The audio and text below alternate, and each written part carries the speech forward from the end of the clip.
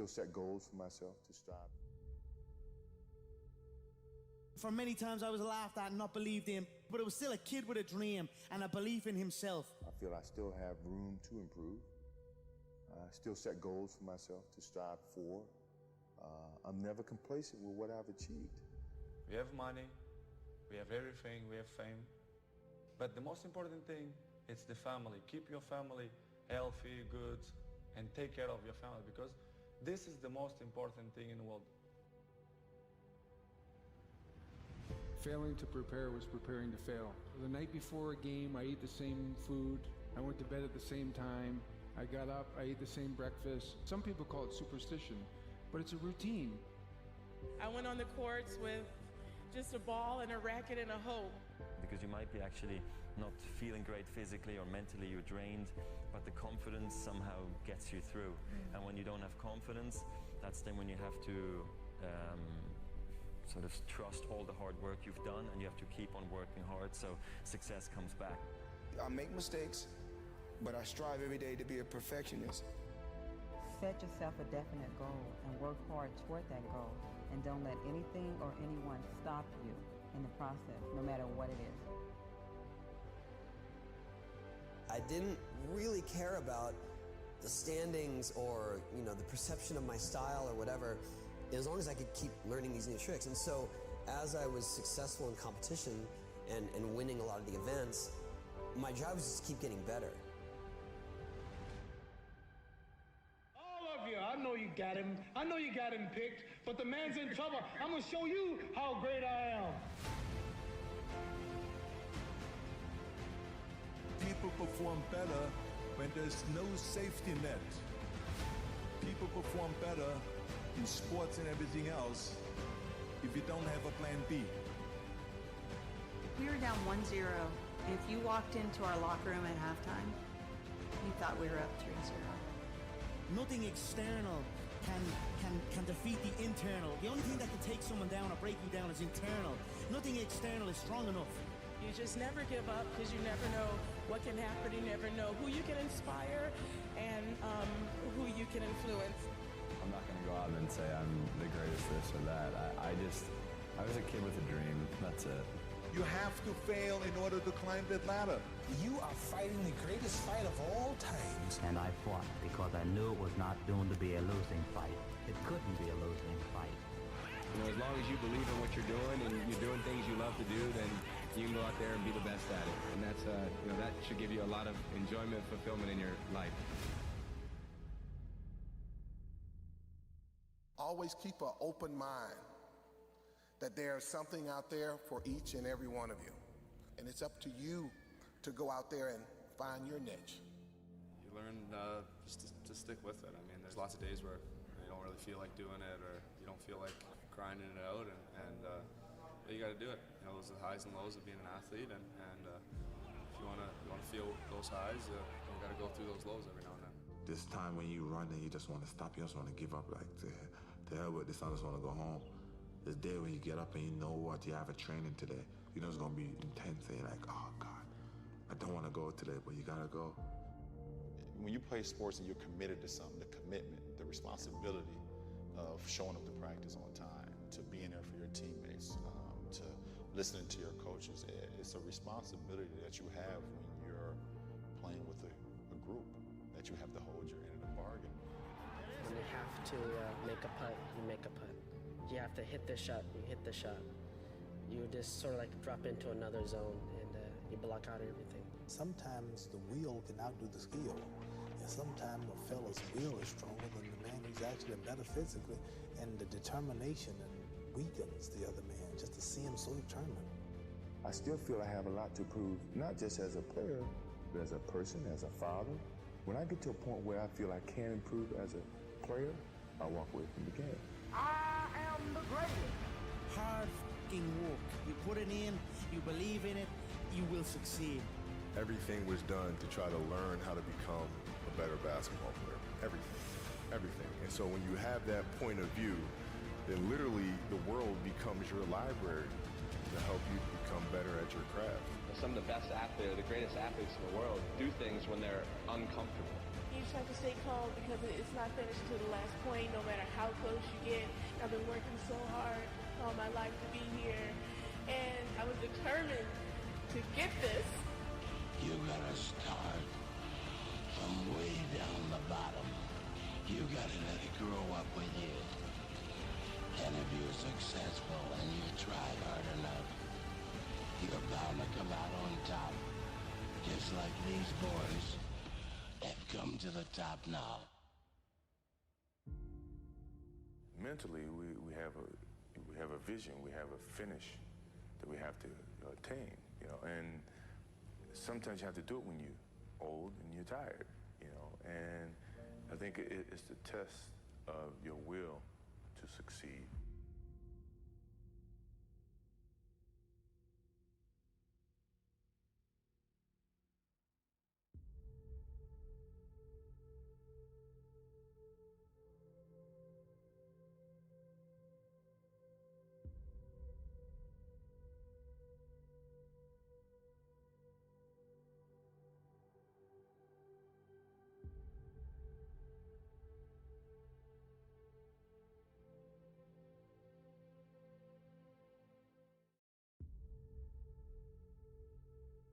For many times I was laughed at and not believed in, but it was still a kid with a dream and a belief in himself. I feel I still have room to improve. I still set goals for myself to strive for. I'm never complacent with what I've achieved. We have money, we have everything, we have fame. But the most important thing is the family. Keep your family healthy, good, and take care of your family, because this is the most important thing in the world.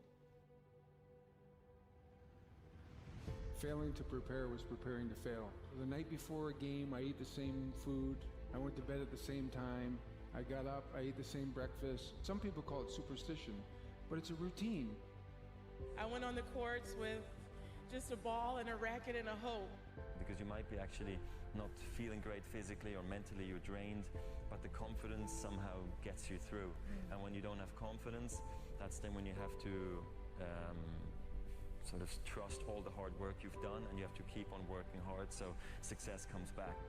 I make mistakes, but I strive every day to be a perfectionist. Set yourself a definite goal and work hard toward that goal, and don't let anything or anyone stop you in the process, no matter what it is. I didn't really care about the standings or, the perception of my style or whatever, as long as I could keep learning these new tricks. And so as I was successful in competition and winning a lot of the events, my job was just to keep getting better. All of you, I know you got him. I know you got him picked, but the man's in trouble. I'm gonna show you how great I am. People perform better when there's no safety net. People perform better in sports and everything else if you don't have a plan B. We were down 1-0. If you walked into our locker room at halftime, you thought we were up 3-0. Nothing external can defeat the internal. The only thing that can take someone down or break you down is internal. Nothing external is strong enough. You just never give up, because you never know what can happen. You never know who you can inspire and who you can influence. I'm not going to go out and say I'm the greatest this or that. I was a kid with a dream. That's it. You have to fail in order to climb that ladder. You are fighting the greatest fight of all times. And I fought because I knew it was not doomed to be a losing fight. It couldn't be a losing fight. As long as you believe in what you're doing and you're doing things you love to do, then you can go out there and be the best at it. And that's, that should give you a lot of enjoyment, fulfillment in your life. Always keep an open mind that there's something out there for each and every one of you. And it's up to you to go out there and find your niche. You learn just to stick with it. I mean, there's lots of days where you don't really feel like doing it, or you don't feel like grinding it out, and you got to do it. Those are the highs and lows of being an athlete, and if you want to feel those highs, you got to go through those lows every now and then. This time when you run and you just want to stop, you just want to give up, like to hell with this, I just want to go home. This day when you get up and you know what, you have a training today, you know it's going to be intense, and you're like, oh God, I don't want to go today, but you got to go. When you you play sports and you're committed to something, the commitment, the responsibility of showing up to practice on time, to being there for your teammates, to listening to your coaches, it's a responsibility that you have when you're playing with a group, that you have to hold your end of the bargain. When you have to make a putt, you make a putt. You have to hit the shot, you hit the shot. You just sort of like drop into another zone and you block out everything. Sometimes the will can outdo the skill. And sometimes a fella's will is stronger than the man who's actually better physically, and the determination weakens the other man just to see him so determined. I still feel I have a lot to prove, not just as a player, but as a person, as a father. When I get to a point where I feel I can improve as a player, I walk away from the game. I am the greatest. Hard f***ing work. You put it in, you believe in it, you will succeed. Everything was done to try to learn how to become a better basketball player. Everything. And so when you have that point of view, then literally the world becomes your library to help you become better at your craft. Some of the best athletes, the greatest athletes in the world, do things when they're uncomfortable. You just have to stay calm because it's not finished to the last point, no matter how close you get. I've been working so hard all my life to be here, and I was determined to get this. You gotta start from way down the bottom. You gotta let it grow up with you. And if you're successful and you tried hard enough, you're bound to come out on top. Just like these boys have come to the top now. Mentally, we have a vision, we have a finish that we have to attain, and sometimes you have to do it when you're old and you're tired, and I think it's the test of your will to succeed.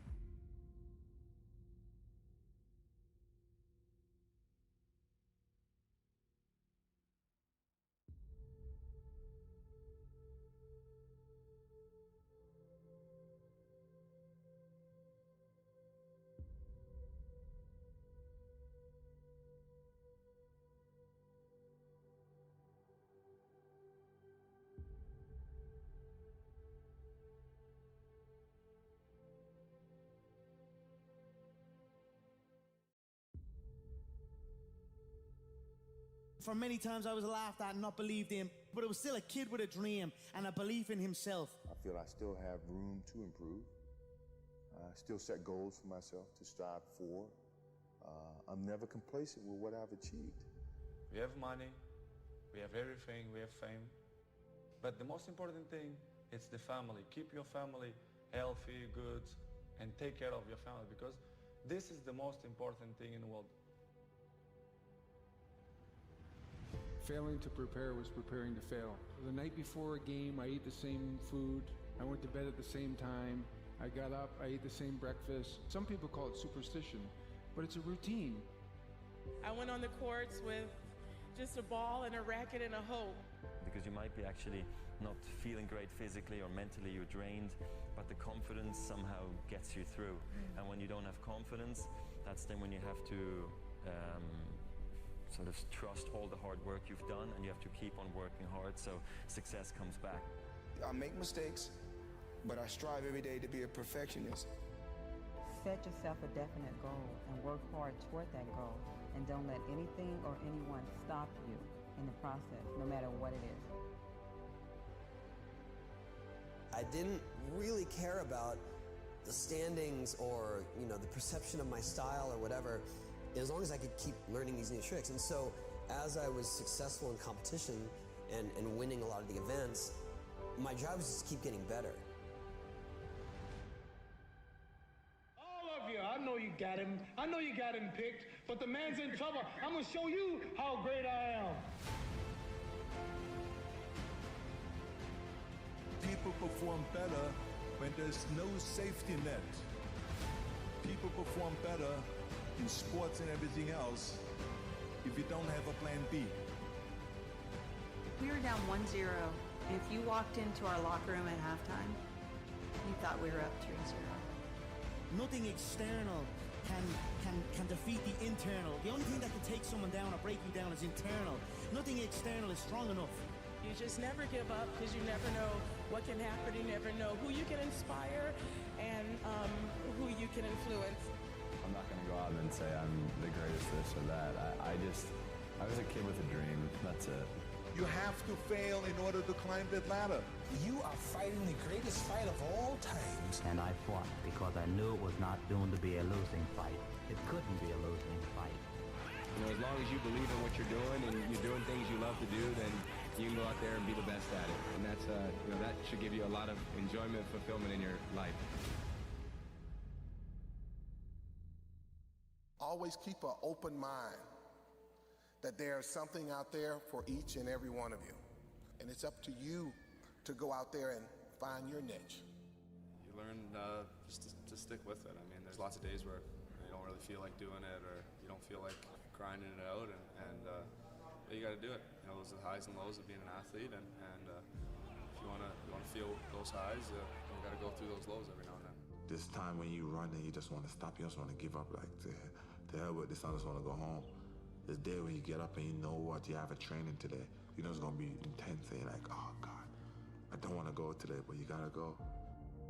When you play sports and you're committed to something, the commitment, the responsibility of showing up to practice on time, to being there for your teammates, to listening to your coaches, it's a responsibility that you have when you're playing with a group, that you have to hold your end of the bargain.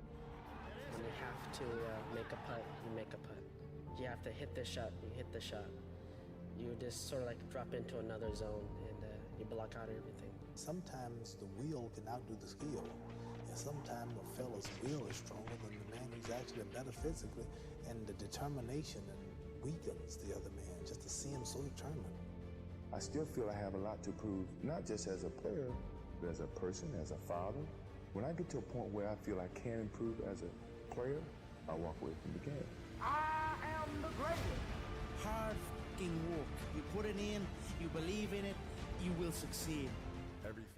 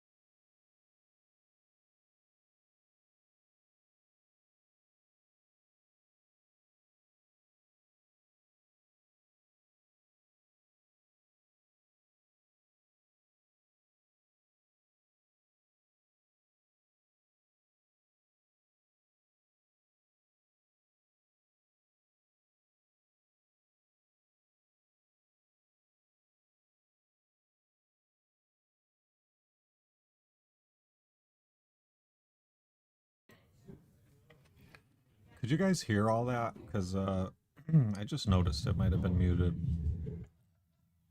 Gotta go back and look.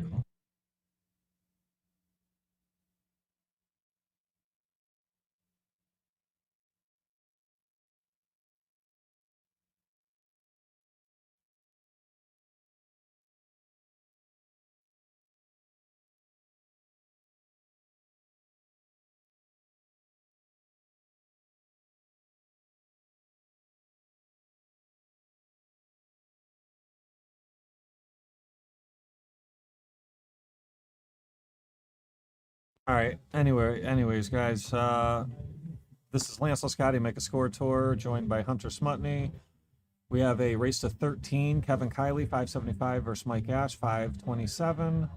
Race to 13 for 1,000, 9-ball, rack your own, call the 9.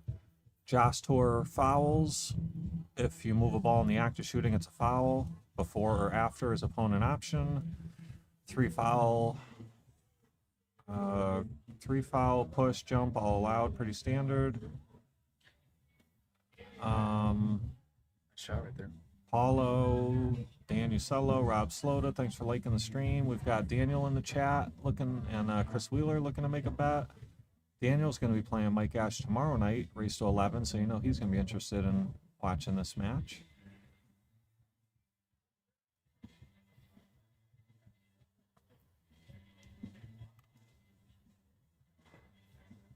So rack number 1 here. Kev makes a good hit, but he's going to give up a look on the 2-ball here. Greg, thanks for liking the stream.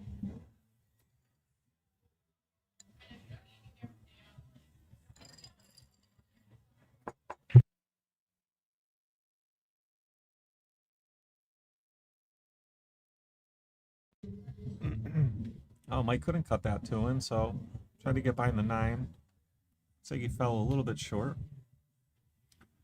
Ben Parker was in the chat saying he thinks Kev Kiely might have a small edge here, being more familiar with the table. And that's definitely a valid opinion.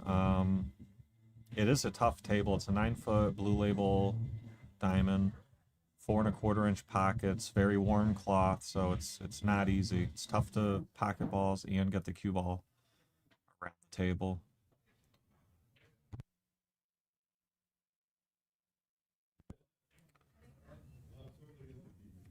Alan, thanks for liking the stream. Yeah, Dan Ucello in the chat. What's going on, buddy? I believe this is the 28th action match. Every time I make one, I make a flyer for it, and then I store it away. And we're up till about 29 now. We're getting up there. I think tonight's 29 or tomorrow is 29, but...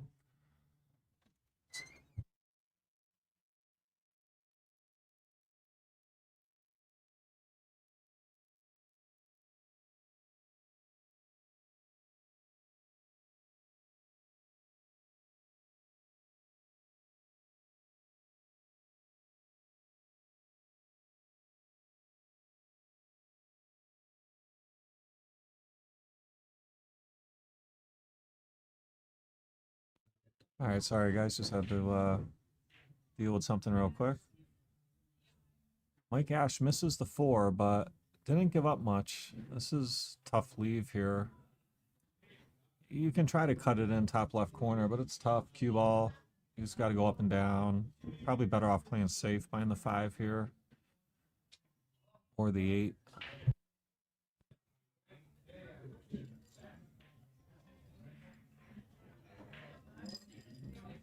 Look at that shot. 4 ball goes on the side. I don't know if he's got to look at the 5. If he does, he's got a good chance. I think he does. Yeah, I think he does by the body language. Wow. Let's see if he can capitalize on that. Oh, watch out, cue ball. Oh, got a little off with the cue ball there. He still looks like he's got a back cut in the bottom left corner. It's definitely not easy. Yeah, he might have a threat with the 1 rail bank in the side again. Yeah. Hit that good. Oh, it hung. I thought it was going in. Oh. Don Trotter in the chat. How we doing, buddy? Oh, you're on a flight, huh? Yeah, something good to watch on a flight.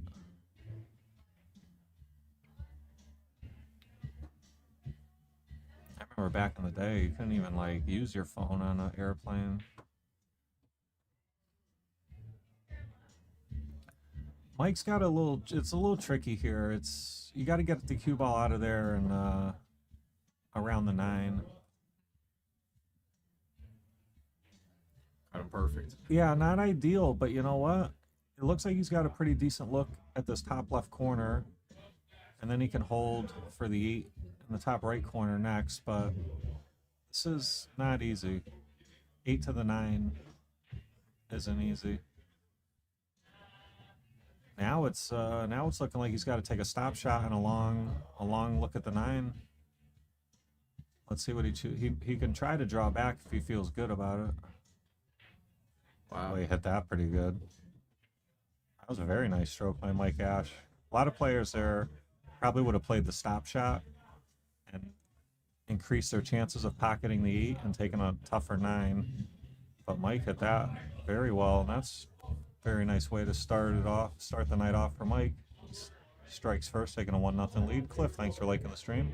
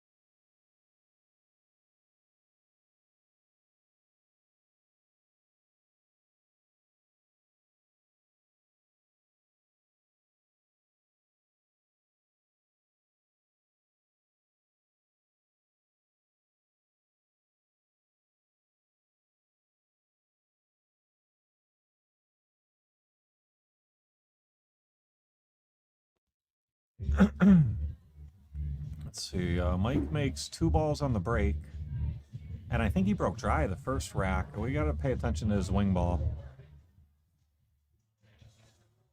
I'm assuming he missed. Well, he definitely missed the wing in the first rack, but I'm assuming he made the wing in that break there. But he's got a pretty good opener on the 2 ball. Play the 2 all the way up in the corner. Try to float your cue ball somewhere in this window here.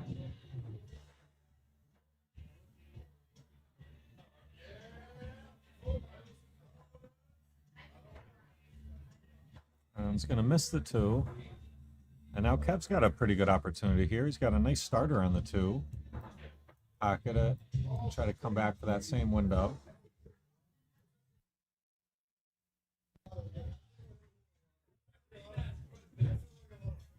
Yeah, I wonder if he's going to go to the right long rail, if he's going to try to float in. Let's see. I'd say probably 1 rail here. Yeah, this looks pretty good. Looks like he's going to have an angle to be able to go around the 6 ball now. Pocket the 3. Try to punch your cue ball up. That general area.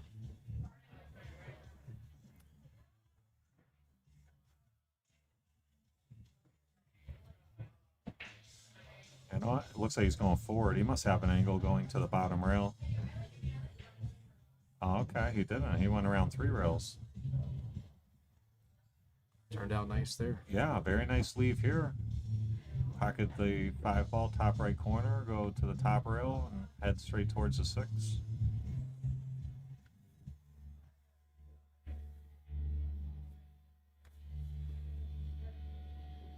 Dan in the chat, Mike's Fargo's low, but he only has like 500 racks or so. He's stronger than that number shows. That's quite possible. 500 is definitely not a ton of data, but it's something. Kiely's got a pretty good opportunity here. Got to draw back for get good on the 7. That looks like it'll work. He's gonna have to get around this 9. Even if he was to run into it, should be okay. But the 7 becomes a little missable once you start putting inside English on this cue ball here.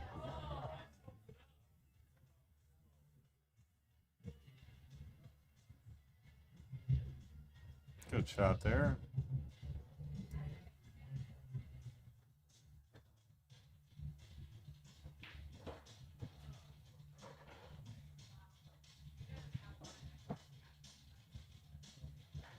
And Kiely falls in line very nicely.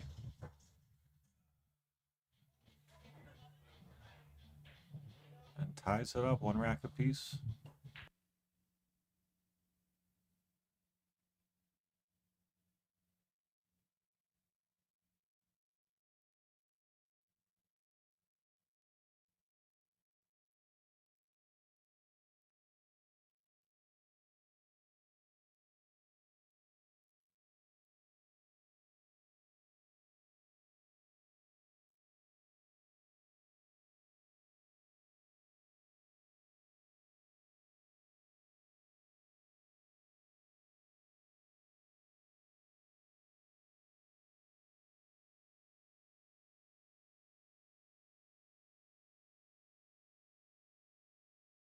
All right, Kev Kiely to break. Let's take a look at his 6 ball, and the wing goes right in.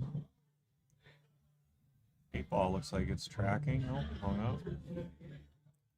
May have a look at the 1 in the bottom left. Looks like it probably does pass by the 5. And he's gonna have to draw his cue ball some low left out to the rail and back across table over here.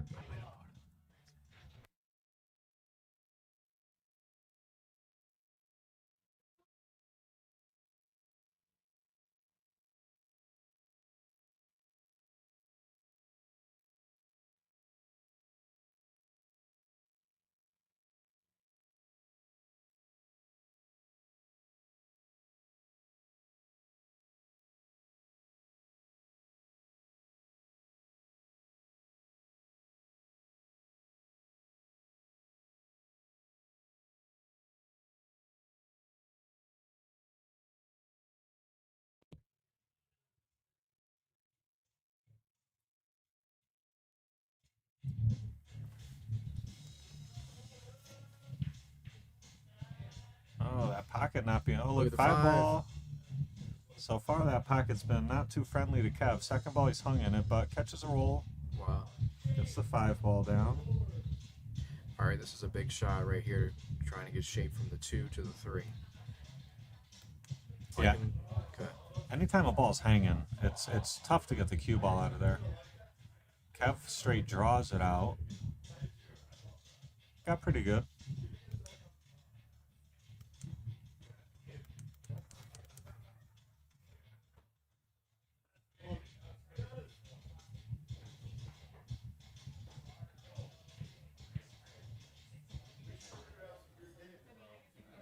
Overruled this a little bit, but he's got the bottom left corner. Do you think he was playing shape for over there, or? I think he was playing for the other corner. Yeah, it looks like it passed the 9, right? If it passes the 9, he probably overrolled it. If the 4 did not pass the 9, then he got just about where he wanted.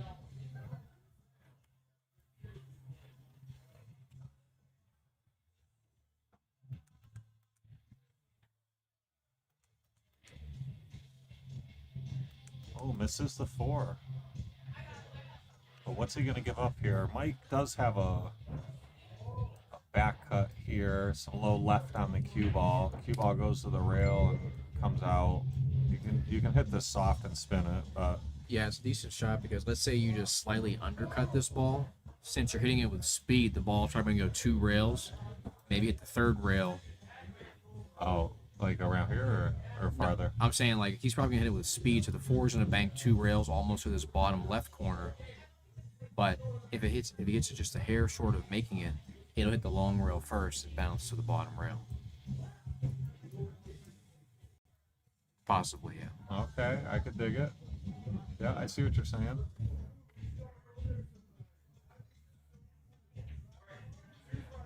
Just like that, but he let his cue ball run wild. Yeah, cue ball came down with it. But this is no gimme. This is a very tough spot. The only real look is up here. Cue ball's floating over in this type of area. Close to a scratch. Yeah, you got to be careful for the scratch here. So he wanted to elevate, which would avoid the scratch, but it makes pocketing the 4 ball a lot harder. Do you elevate on this one, Hunter? I don't know. It depends how it looks. Possibly, you know, it does make the shot tougher, but if you elevate, you still want to try to sort of put a complete stroke on the ball. Right. You know, it's very easy to sort of let up and sort of just let the cue drop a bit. curious what Mike's going to do here. There is a potential 4-9 combo. There is a potential shoot the 4 here and roll your cue ball up behind the 9 safety. But a lot of the times you leave the object ball here and they kick at it and make it. And then the 7's up there hanging with a big pocket. It looks like he's going in on the 9. And not a bad swing, but he did miss it. And Kevin's going to have a look. The 9 did get pretty close to the 8, so that makes the last part of this rack a bit tougher. Yeah, that 9 ball is definitely going to be a little trickier. Let's see how Kev's going to be able to navigate this. He could play the 7 off the 8, try to get it out of there, but I don't know if you really have to. He could. Yeah, you could shoot that right now. I mean, he could pocket the 7, slide over to here, and then when you pocket the 8, you use low right and bump the 9 towards the corner, the top right corner, and you should end up with a look. But if you get too far behind the 9, you might not like it. That's what he's looking at, I think. If I come out here on the 8, I could just draw back, push the 9 a little. We got Nate wishing Kev good luck in the chat.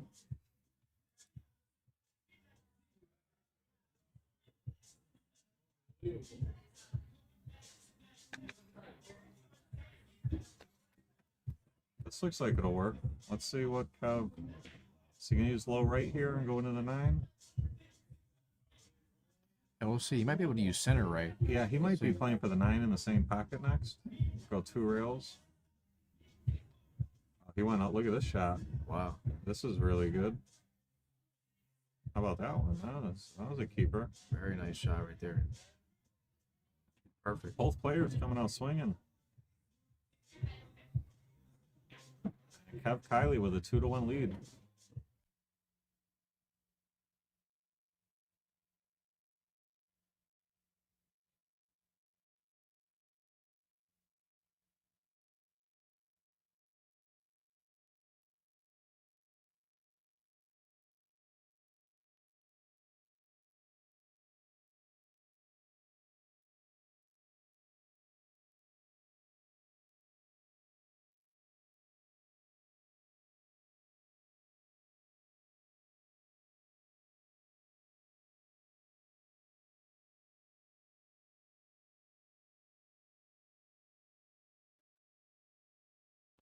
All right, Kylie's break. Let's take a look at this 6 ball, bottom right corner, wing ball. It's been going, I think, 2 out of 3 breaks so far. Oh, scratching the side. Watch out. So Mike Ash, let's start off a ball in hand here.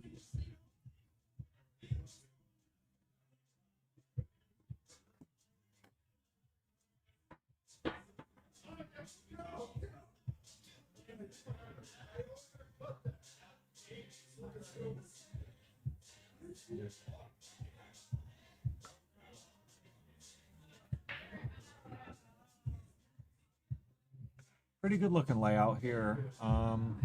He can come across what he's looking at now for the 3 in the side pocket next, the right side. The 4 ball's tricky. Going from the 3 to the 4.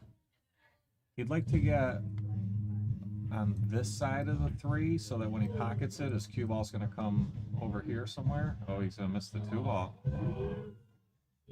Oh, Kylie's going to have a good look now.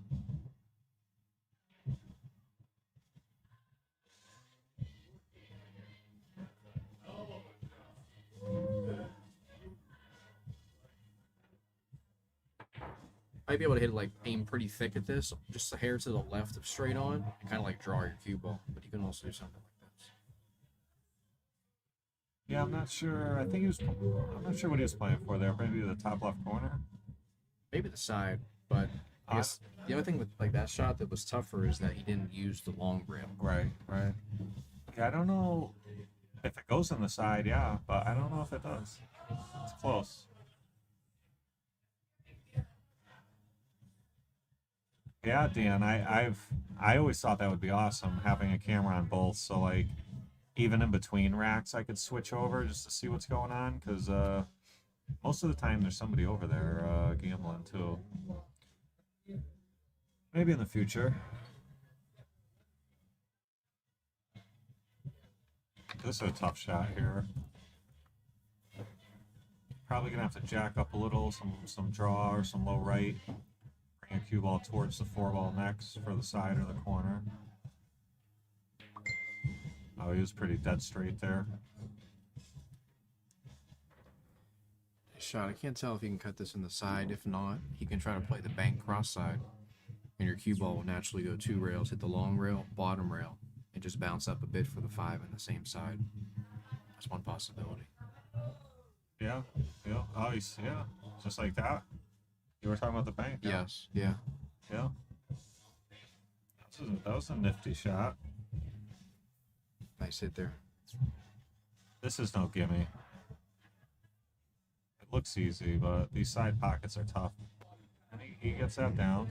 You don't want to tell yourself that. You got to tell yourself, almost trick It's yourself. a bucket. That's exactly. That's can't what I miss do. it. I've been doing that for years. I'm telling you, it helps. If you tell yourself enough times, you can kind of trick yourself. The power of positive thinking. Yeah.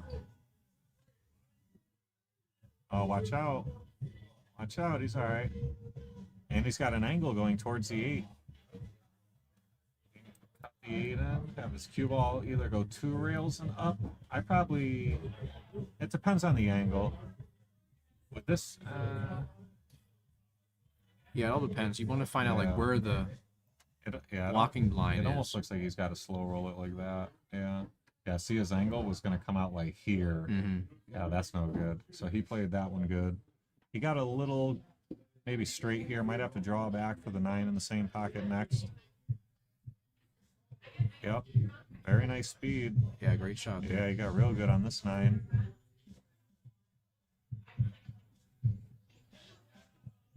And nice out there by Mike. And we're all tied up. 2 racks apiece going to 13.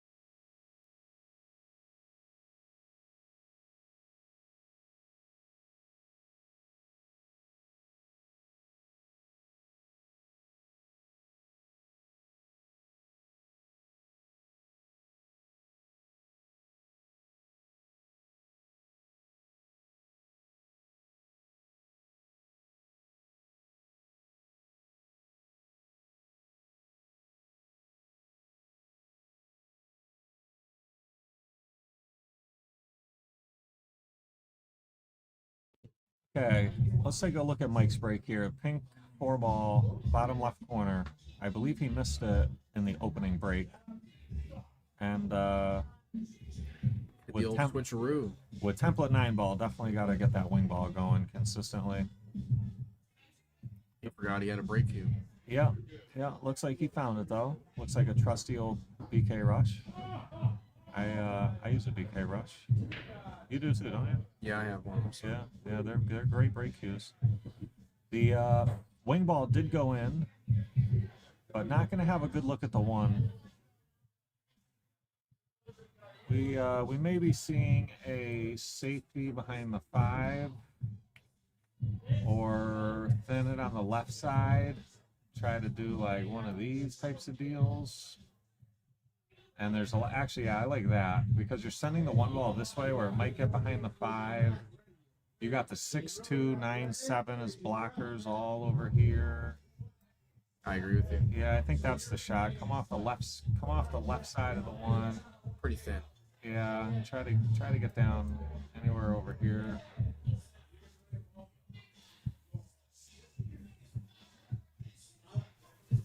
He could even go same shot but go this way. That's what he's doing. That's the speed. Looks like Kev might be able to see the one. I don't think he can make it. It's close.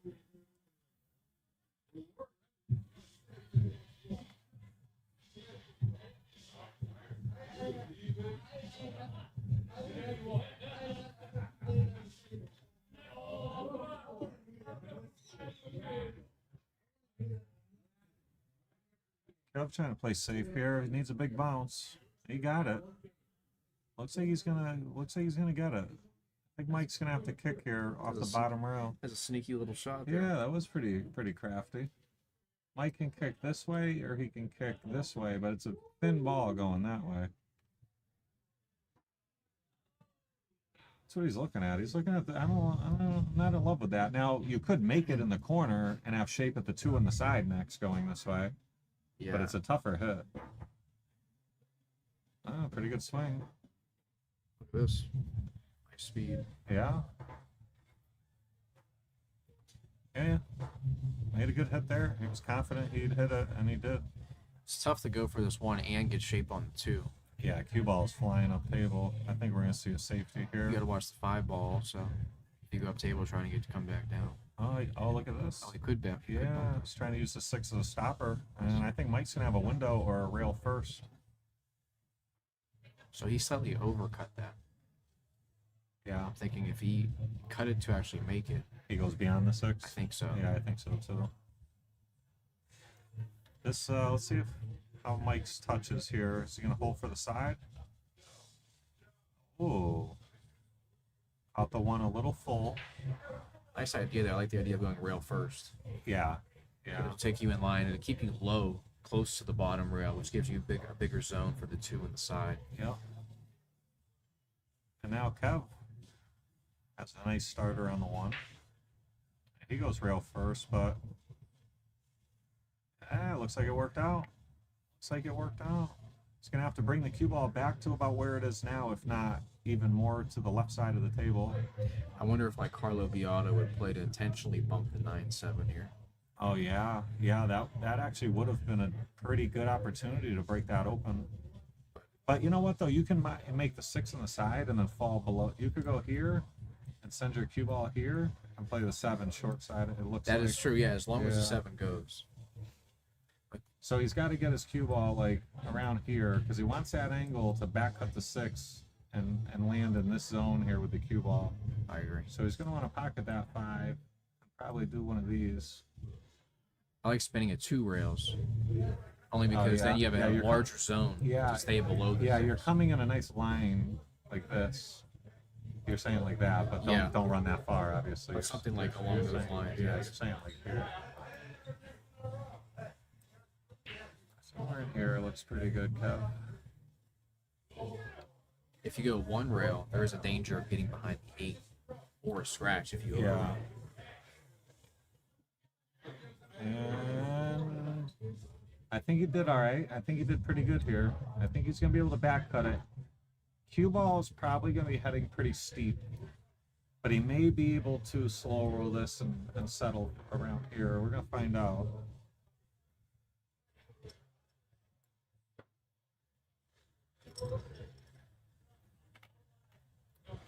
Oh, overruled that one. It's a tough back cut here. I wonder how the 9 ball looks to the side.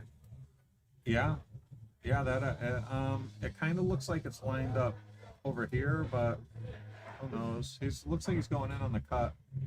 Probably gonna use some low right and go 1 rail.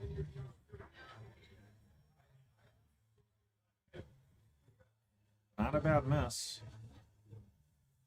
This is not a great spot for Mike here.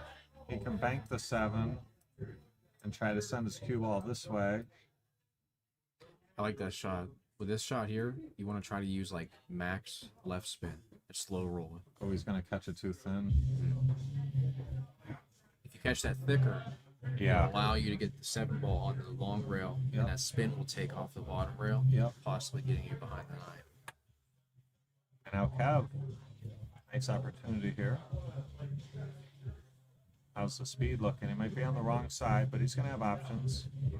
He can go around 3 rails, 1 rail, 2 rail. I don't know if it's proper, but I shoot these all the time where I draw out tight, and I just hit those really good. Yeah, this way I probably would have went 3 rails like this. Yeah, hit it nice there. Yeah, the speed looks nice. Yeah, you don't have to kill that ball to come around 3 rails. You just want to try to use a high ball with some running English. Right. Yeah, speed was very nice there. And Kiely takes a 3-2 lead.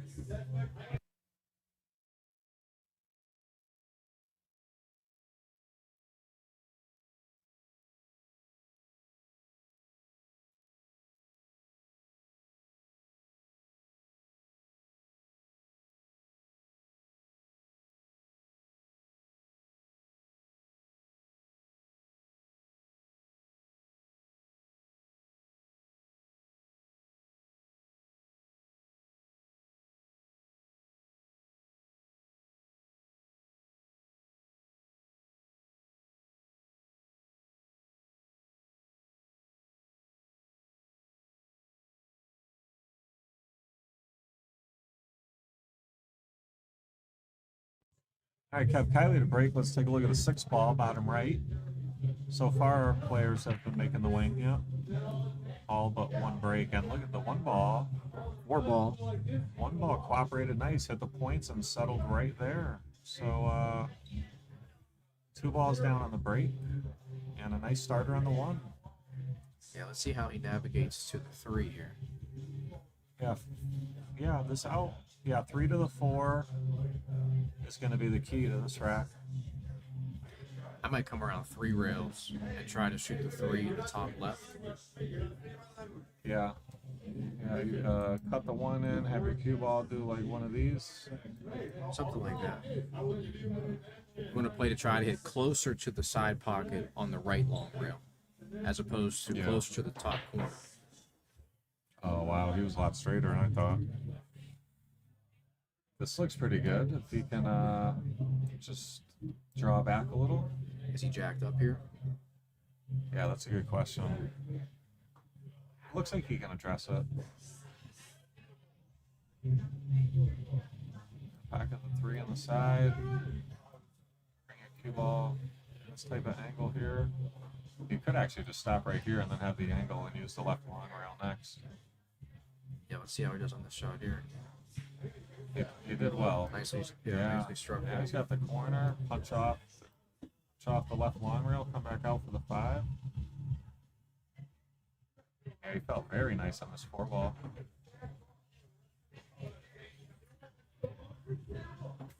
Got Kiely rolling right along here. He's got a very good opportunity to break and run here.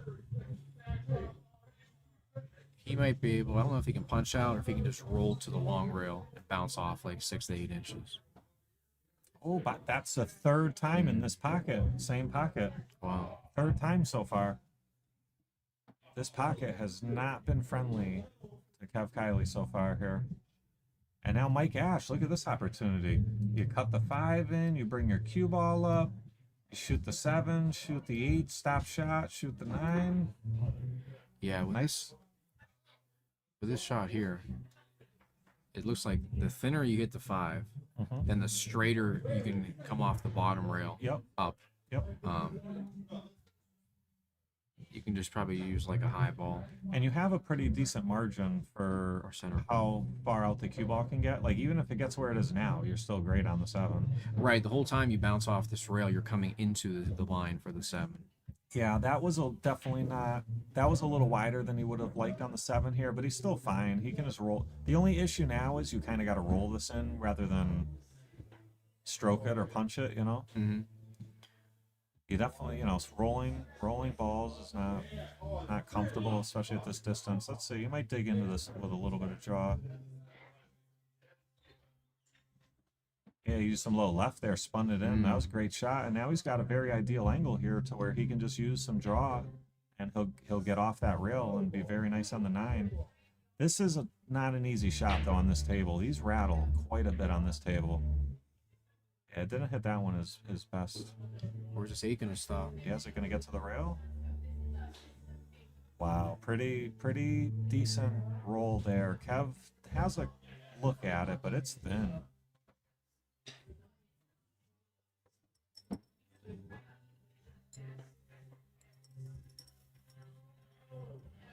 You could almost play the bank this ball 4 rails, and if it comes in short, it can get to the bottom rail, and you would swing your cue ball around back 3 rails to the top rail. Yep.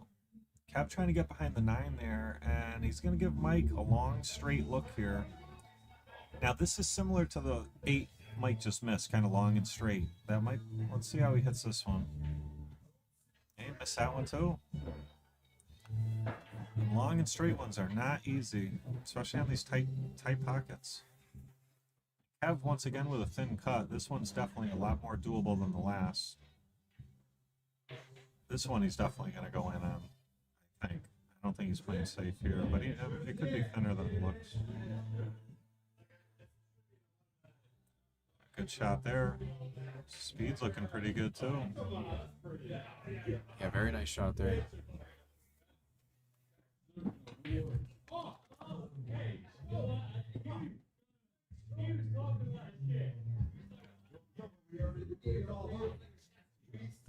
Kiely pockets out 9 and takes a 4-2 lead.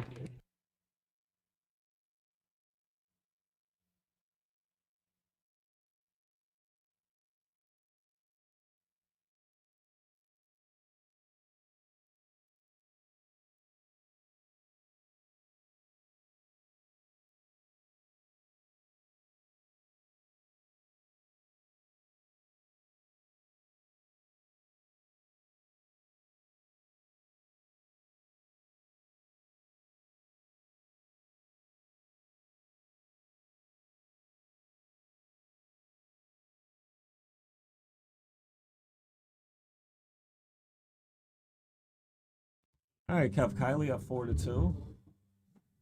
Let's take a look at how the break's looking. The last one looked real good. This one's looking pretty good. Is he gonna have a look? 2 balls pretty close to the 1 here.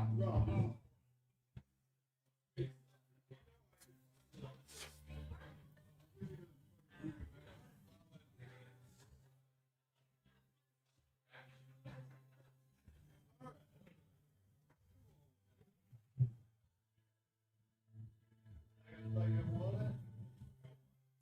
like he's gearing up here. Is he kicking at it or is he going to cut it in?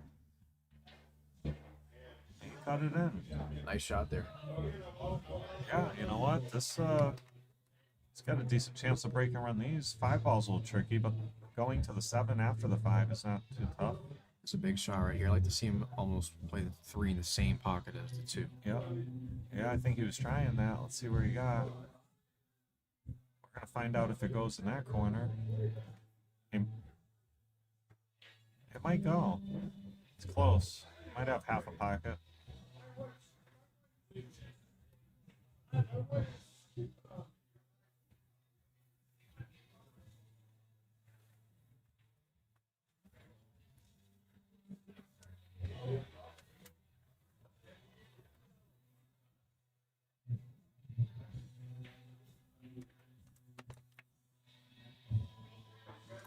Nice line here. Pocket the 4 and go straight towards the 5. You want to get pretty straight on this 5. You'd like to get pretty close. He's got a little bit of an angle, but he's okay. He can go forward. Yeah, we'll see depending on how close it is to that point. 7 does look like it goes in the corner. He'd like to draw back, but I don't know with that point being there. I think he is drawn. Yeah, that was a good shot. Cue ball died off the point. Got a little work to do here. Let's see which path he's going to take with the cue ball. Inside or outside English? Going to go to the top rail. Yeah, I think he's going to stun his cue ball with left spin. Mm-hmm. Try to hit the rail about where the first diamond is. This one? And then come back up or back to around the middle of the table. Like this? Something like that. Ideally, you like to be slightly to the right of that. But again, Yep. it takes an accurate hit. Right. He could try to juice it up with inside English, go like this, but it makes it more difficult to pocket the 7. I like your shot more, personally. Yep, very nice shot there. He fired it. Yeah, he hit that pretty clean. Got a lot of action out of the cue ball there. Fell a little bit farther than he wanted, but he's okay. He's got a good look.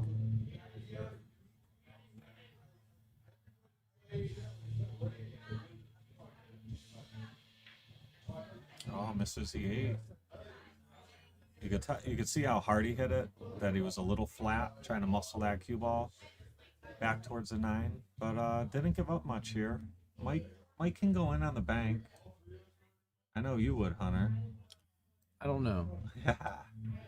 You might have a 3-cushion shot here where you can come off the left side of the 8 with max left spin, but spin like steep into the corner, because again, these rails play very short.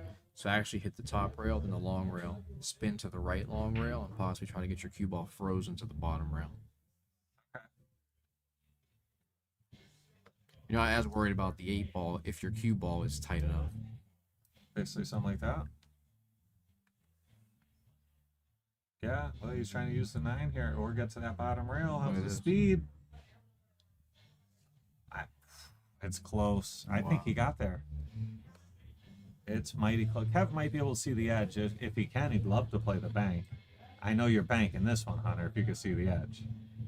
Yeah, if you can see the edge, I like that, because if you miss that bank short, the ball will hit the left long rail. And go to the top rail? Yes, I would hit this one with inside English, personally. Yeah. Use right spin, a good amount of right spin. Oh, we got look at this. Oh, we got a double kiss, flukes the 8 in. Wow. And a look at the 9. So you see on that previous shot on the 8 ball, since he used left spin, the cue ball hit the bottom rail and bounced up and double kissed. Yeah, brought him into the kiss. Yeah, inside English would have prevented the kiss. Correct, it would miss the kiss. And Kev capitalize on this 8 ball roll here. He sure can. Kev Kiely up 5-2.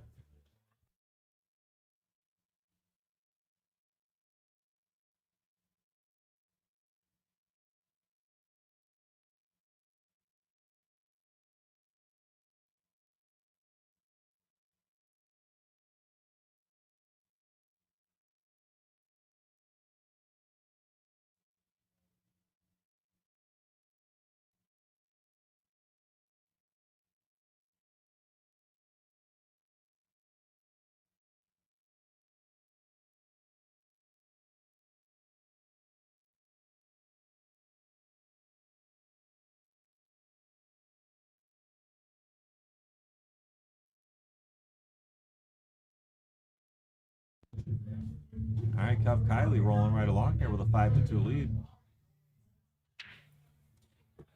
He's been breaking pretty good here. Let's see.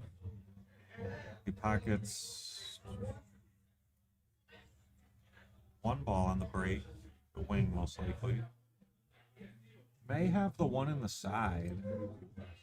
It's close. Possible. He could play a safe. One thing I noticed on his break, yeah, he kind of drew the cue ball up to the top rail a few times. What would you try to sort of hold the cue ball better? I would try to stay at center table a little. I rather favor high side than low side, obviously.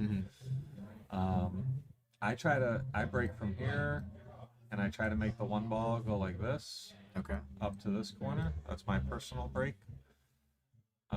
So I'm actually content with just getting the cue ball like here, because I expect my 1 ball to be up in that general area.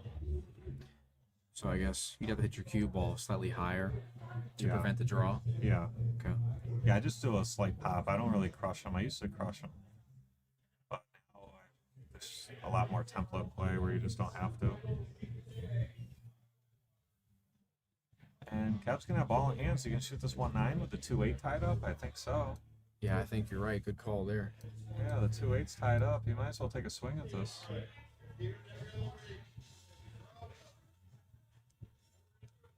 Now, honestly, if you stun the cue ball here, the 1 will get some follow on it.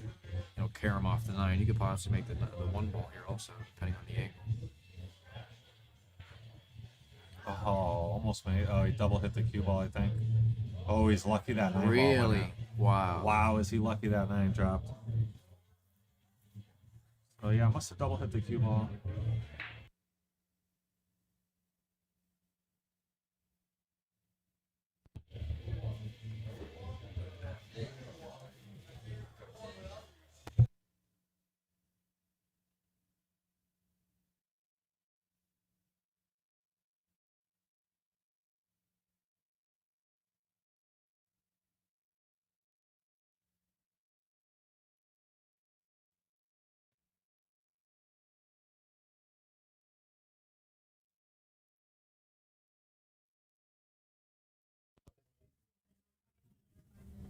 So Mike plays a good safe there. I think we're going to see a 1 or 2 rail kick here. The only risk if you go 2 rails is if you go rail first underneath the 1, you may scratch in the corner. Let's see what Kev's going to do here. He doesn't want to disturb the 2 and the 8. And he didn't. All right, so hey, Tony the Tiger in the chat, how you doing? Let's see, can Mike shoot the 1-up table and get his cue ball over here? So you can try, oh, he's got ball in hand. All right, so he's looking at pocketing the 1, breaking him open.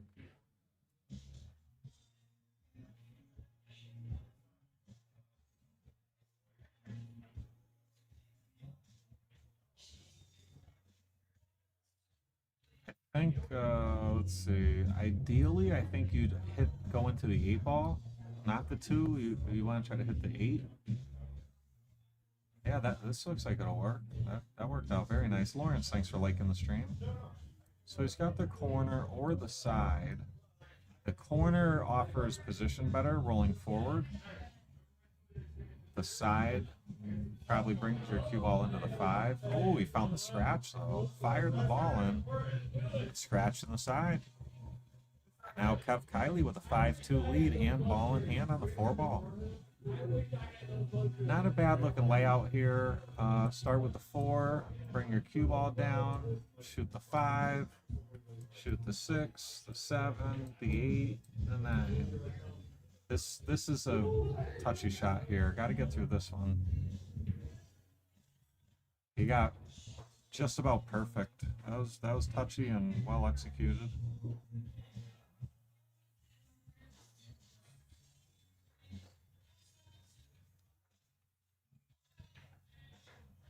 And that pocket has been the Kev's.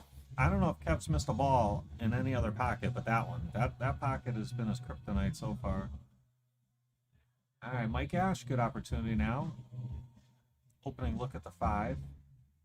It's down 5-2, but this is a race to 13, so plenty of time left. Kev's been playing pretty jam up so far. Mike hasn't had, when Kev has missed and made a couple mistakes, he hasn't had a lot of opportunities. Has been getting away with his mistakes a decent amount, more so than Mike, but Kev's also played very well so far. Let's see if Mike can get out here.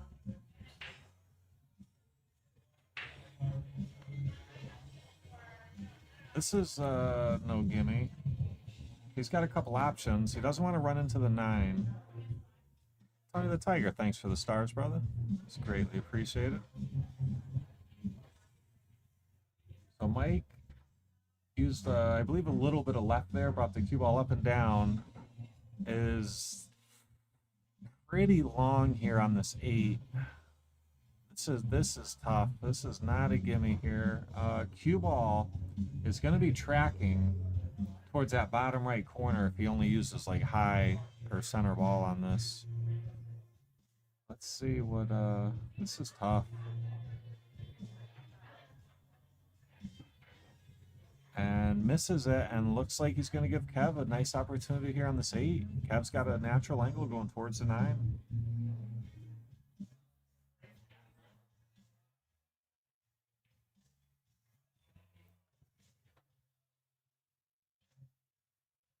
Yeah, this looks pretty good here. Just don't want to fall short.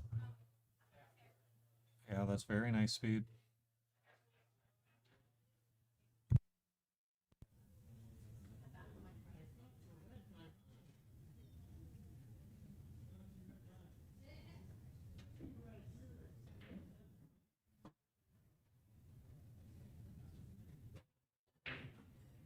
And Kiely pockets the 9, and he's up 5-2.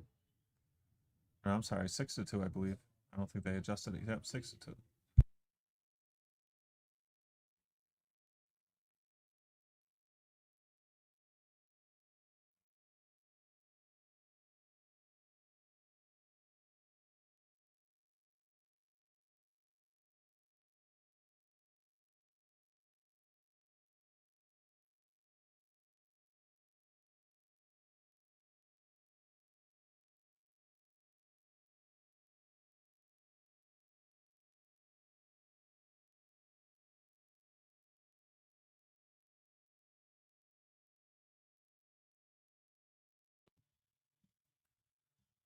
All right, Kevin leading 6-2. Mike has got to be getting a little antsy. But still, it is a race to 13, so still plenty of time to go in this one.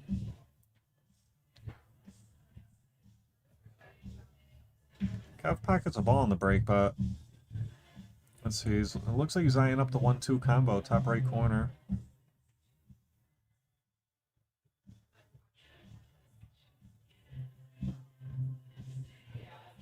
Tough shot here.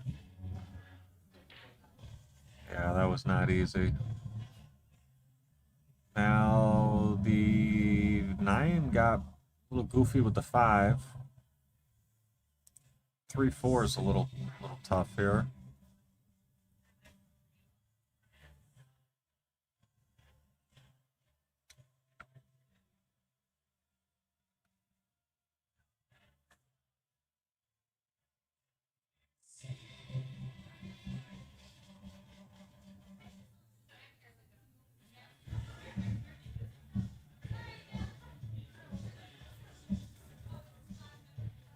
Mike fell a little short there on that 2 ball.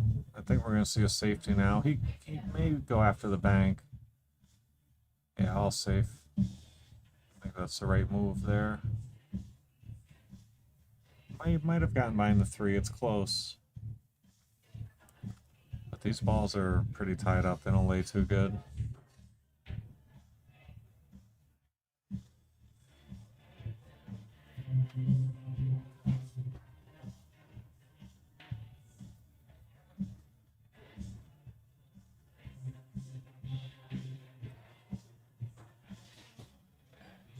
Kev makes a good hit.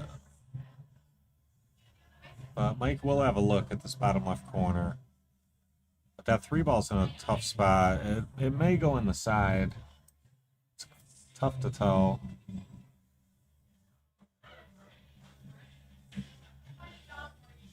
I think Mike may have been trying to go into the left long rail and break those up, or he was trying to slide out for the side. Either way, he scratched in the right side pocket. Now Kev's looking to see if that 3 goes in the side. I think it does. But this is going to be tricky.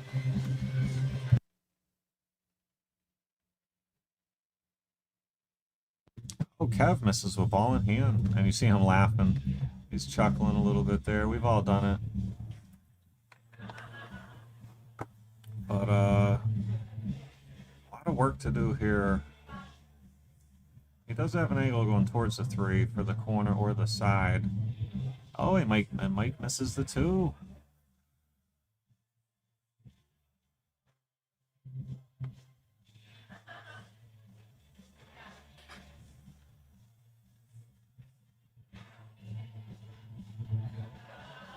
I guess Kev's got the top right corner. Could draw. I wonder if he has the 3-4, carry the 4 off the 7 in the side, yeah. And the 3 will bank to the top left corner. Yeah. That'd be a crazy shot. That actually, yeah, it doesn't look bad. Yeah, I wonder if he could play safe behind the 4. I think he's going in. He went in, but scratched. Wow. He actually bumped the 5. Yeah, he might have got fortunate there that 4 went in, because or whatever 3 ball went in, because he's like kind of funny. Mike can pocket that, but where's he going to go on the 5? He could go down here and play the 5 top left. Oh, he freed. I like that. This looks good. Nice shot there. Turned out pretty nice. Yeah, sure did. Now, what's he going to do here with the 7? Cue ball is tracking towards it, and he's stretching. Oh, he's going to need a big bounce. All right, so, yeah, this is no gimme. I mean, this is a pretty tough shot here. And then probably try to play your cue ball out somewhere around here. Wow, fired it in. Great shot there. Yeah, it was a very nice stroke there. And looks like a nice reward, 9 in the side. And Mike's going to pull a little closer to 6-3.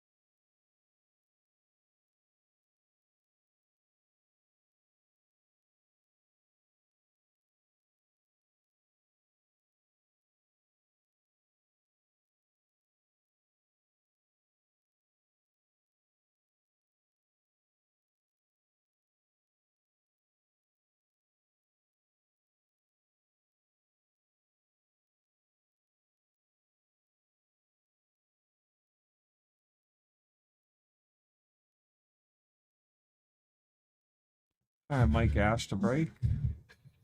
Trailing 6-3. Still plenty of time left here. Oh, might have got a friendly little bump off that 6 ball. Now he may be able to cut this one in. Getting the cue ball out of there towards the 2 is going to be a tall task. If it looks like it wants to come and hit the 6. Yeah, you're going to have to hit this ball. Try to hit it thin with inside English, I think. Yeah. Left spin, but it's tough hit. I think if you could put a bunch of inside or outside, I think you could go either way. I like your shot with the inside.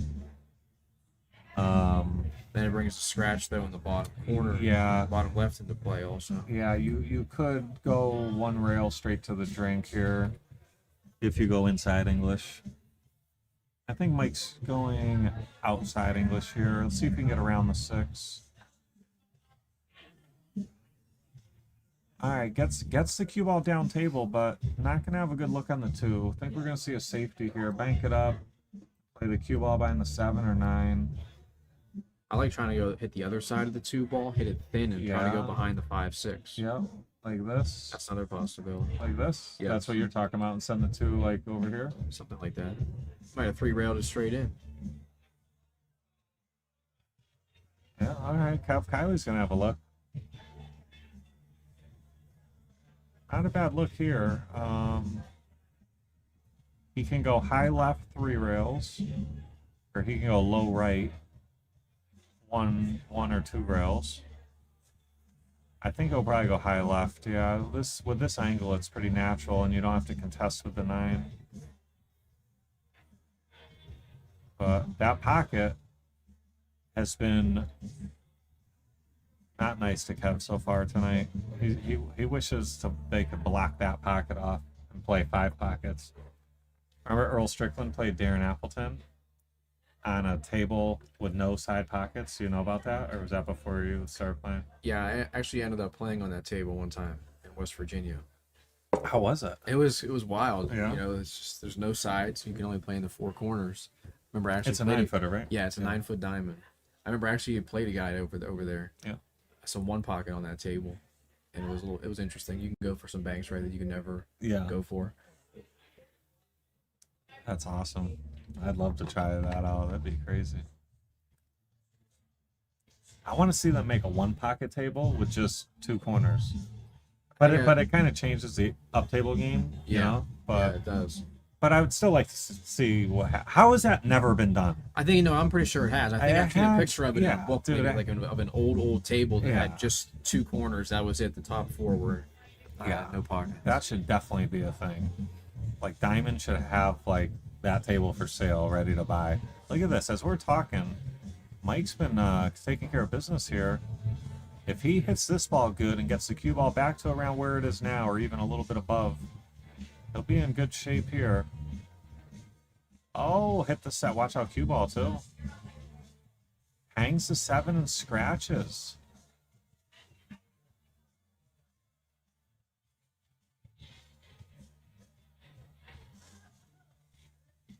How Kiely's gonna step up a ball in hand here. Would you put the cue ball on this rail or the other rail, Hunter? You could go both ways. Which way would you go? I might put it on the bottom rail and try to stun my cue ball to the rail and spin up. I mean, you could. He went this way. Looks like he's gonna turn out pretty good. He's gonna have to go up and down, I think. Looks like he could probably get tight out of this corner. Down. What do you think? I don't know. You might have to go 3 rails around. Maybe just use a high ball and not much English. Oh, you're right. He's gonna fall well short. Oh no, that jumped pretty good. Yeah, that's still pretty well short. He's all right though. He's got a pretty good look. He would have liked a little bit easier, but it's not bad. You got to watch out for the 1 in 100 scratch on the side.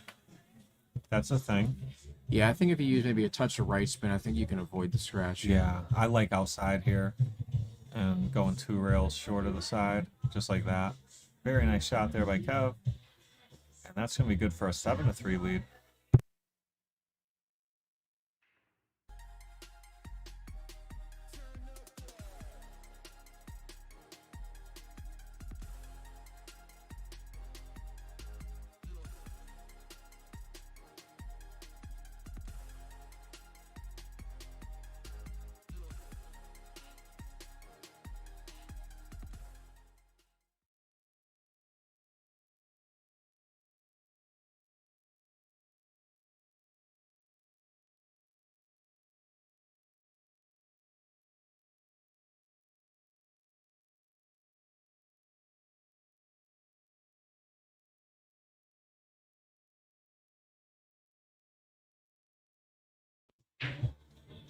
Look at this break.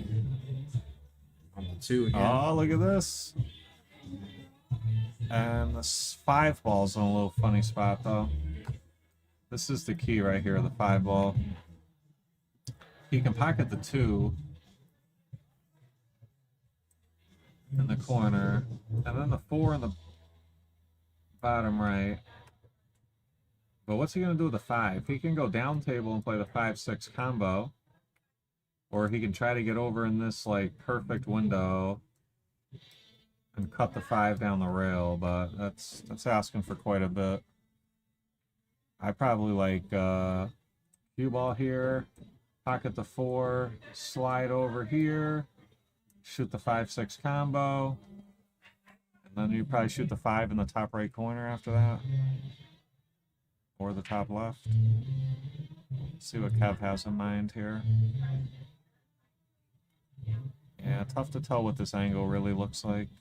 Looks like it's going towards this. I can't tell. I have no clue which way it's going.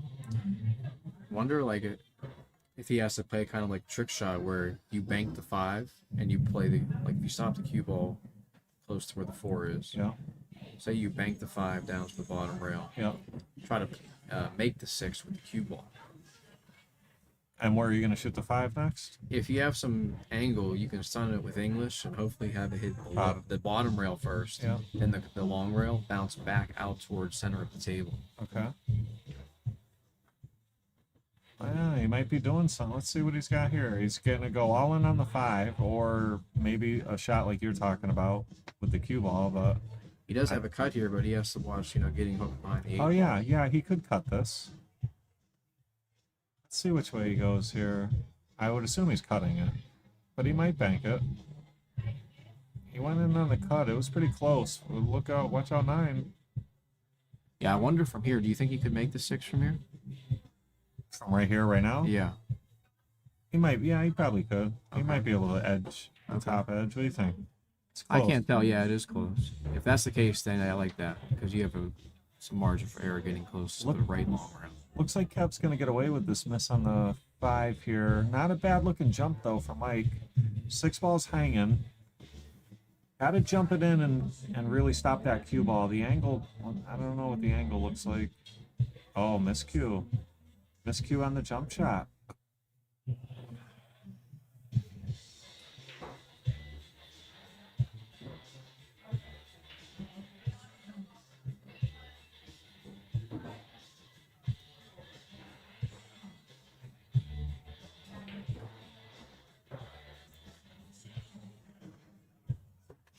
Yeah, Kev's in business here. Pocket the 6, go up and down 1 or 2 rails for the 7 in the side, 8 in the side, 9 in the bottom left corner. This looks pretty good here. Just, yeah, I like that he went 2 rails there. He got on the wrong side, though. Yeah, he's on the wrong side of the 8, but he can go up and down.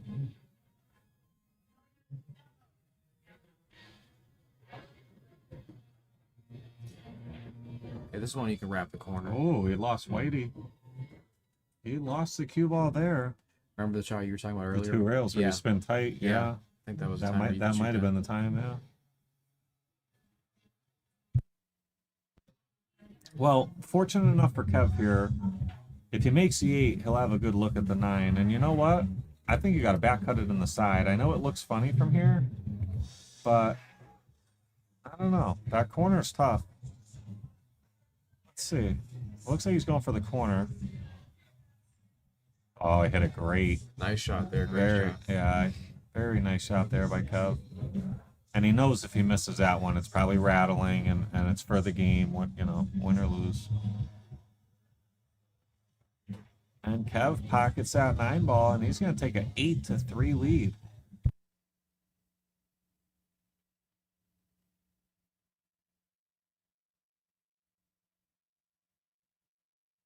Guys, I'm just going to step away. I'm going to have a quick cigarette. I'll be back in 5 minutes tops.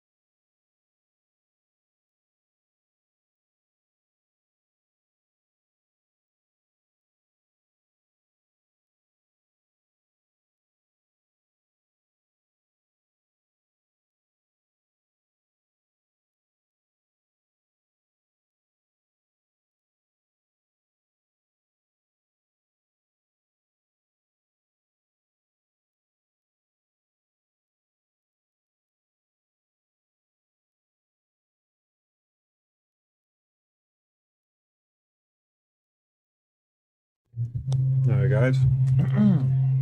Back in action here. Oh, looks like Mike missed a 5-ball there. The out was looking pretty good behind it. Now Kiely's going to have a good opportunity. Looks like as I was away, Mike won a rack.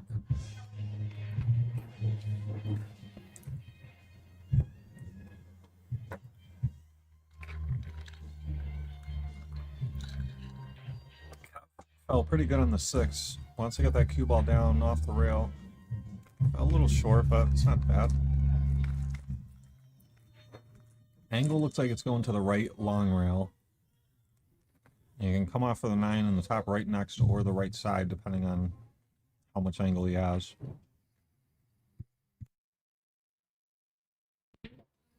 Oh, he hit that pretty good. Watch outside pocket. He's okay. He's going to fall a little off angle here on this 9, though. He may have a back cut, but I think we're going to see the corner here. Cue ball should stay high of the side pocket. I don't think that's a big concern. Maybe, oh, now he's looking at the back cut. Okay, so he's going to back cut the 9. Watch the scratch in the corner, though. Looks like it'll be thin enough where the cue ball gets to the right long rail. Oh, overcut it, but look at the leave. That's a pretty good leave for missing it. Jeez, what do you do here? Mike could try a bank. They are playing call the 9, by the way. I think I want to see a safe at the top rail. Touchy shot, and you know what? Not bad. I mean, Kev is going to try to cut this one in, but Mike's making him earn it. He would have liked that 9 to have been a little bit more to the right. But for all things considered, he made it tough. Oh, Kev hit that one real sweet. And that's going to put Kev up 9-4.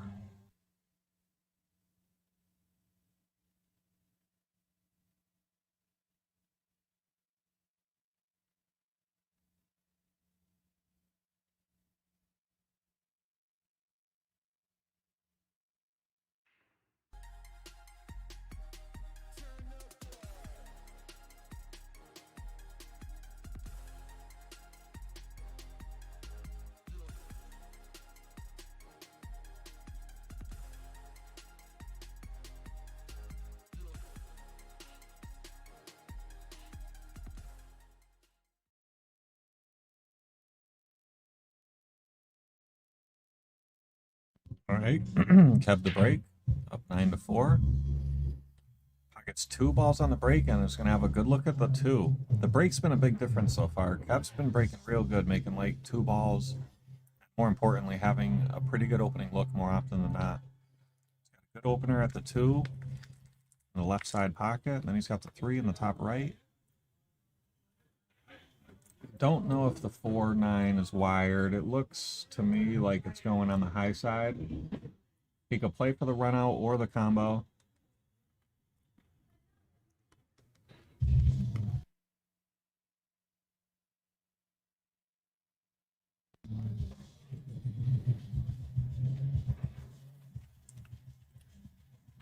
Josh asking, was there a spot or just straight up to 13? They're playing just straight up race to 13.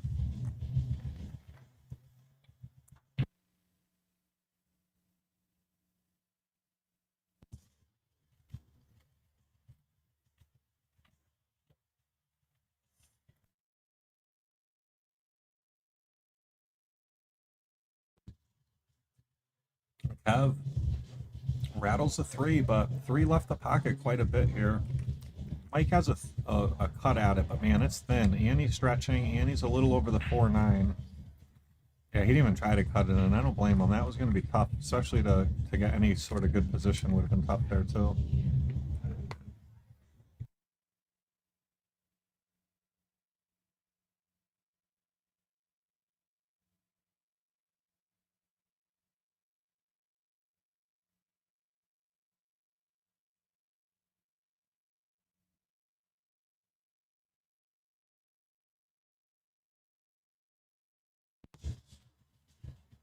I'm going to jump over the 5.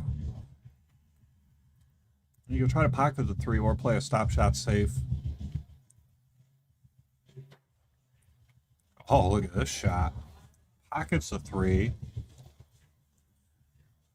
Cue ball stuck behind the 9, though. Let's take another look at that one.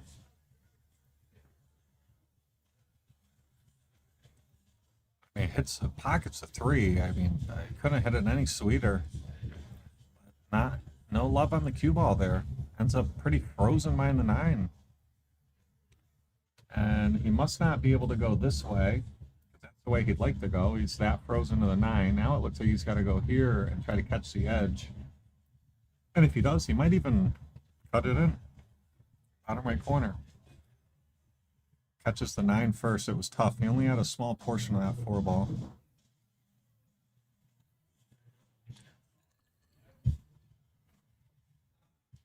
All right, Mike Ash now, ball in hand. Not a bad looking layout here. 4 to the 5, 5 to the 7, 8 to the 9 is pretty good. It's just these early couple shots are a little touchy. Looks like he's going to play shape for the 5 in the top left next. Oh, he misses the 4. Misses the 4 with ball in hand. Playing all cue ball there, looking for the 5 in the side next or the corner.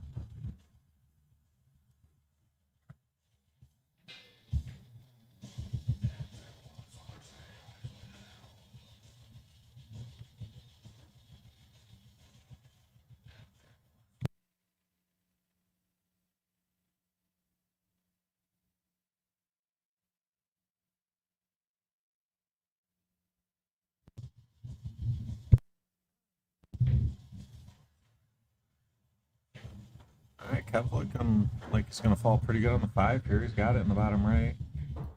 Use some low right here.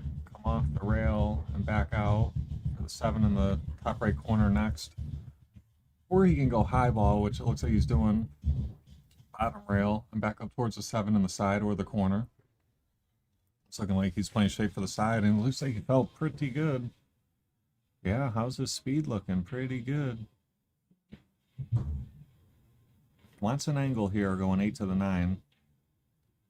Oh, he's got plenty here. He overhit that one a little bit, but at least he knows he's going to be heading towards the 9 with the cue ball if he makes the 8 in the top left corner here. He's going to cut that. Probably try to have his cue ball do like one of these. Or he could put right hand English on it and come this way. That's what he did. Oh, look at this cue ball. Wow.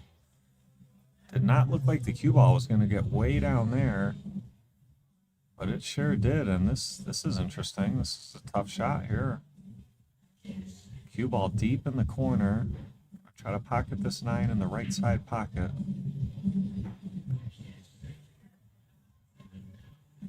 Yeah, difficult shot. Look at the cue ball though. Pretty good speed there to leave that cue ball top rail. Mike's gonna have a similar touchy shot here, most likely a cut in the side. He could play the corner if he wants.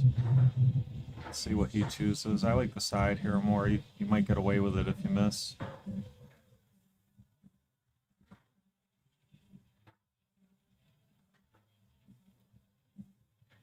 Good shot there. And that's going to bring us to 9-5 in favor of Kevin Kiely. And Mike start a little rally here. He's still got a little bit of time left, but he'd really like to close this gap, you know. He's down, after he marks up, I believe, yep, 9-5, so he's down 4 racks. They're talking about something. Oh, he's talking to somebody else here. So, let's see. He's down 9-5, raised to 13. He'd like to catch Kev, you know, maybe 11-11. So he'd have to outscore him 6-2 from here to catch up to 11-11.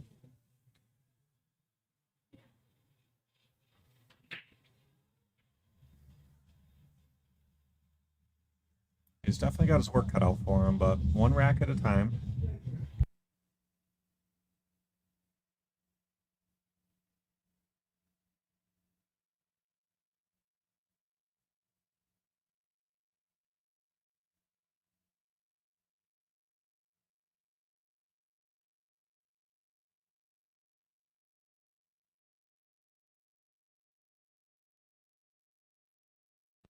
All right, Mike's out there smiling. So definitely like the body language and the demeanor. You know, a lot of the times you'll see guys get down, and you can just see it in the body language. It looks like he's gonna fight in this one here. It look like he's gonna roll over. And look at this, very good break and a starting shot on the 1, but the 2-9 looks kind of locked up. The break so far, I think, has been a big difference. Kiely's been breaking and making like 2 balls and getting a opening shot with a runnable rack. And Mike hasn't had too many good opening looks. This is a good opening look, but it doesn't really lead to much unless he could maybe play a 2-9 carom. Watch out, cue ball. Yeah, finds the drink. Now I wonder if Kev can play the... We're going to see if he can play the carom. He might play it, but the safe is actually probably the shot, yeah. Lock up safe here, draw behind the 9, send the 2 up behind the 5, then you can use the 5 for the 3rd foul next. Yeah, pretty good there. So Mike on 1. They're going to look to move the balls here, move the template.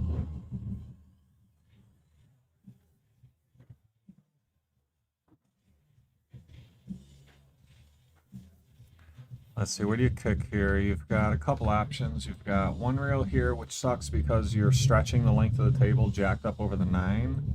This is the preferred route here, 2 rails out of the corner. You can bridge the cue ball. The 9's not bothering you. You're still going to be stretching a little bit as a righty. But yeah, that's the move. You got to go 1, 2, at the 2 ball here.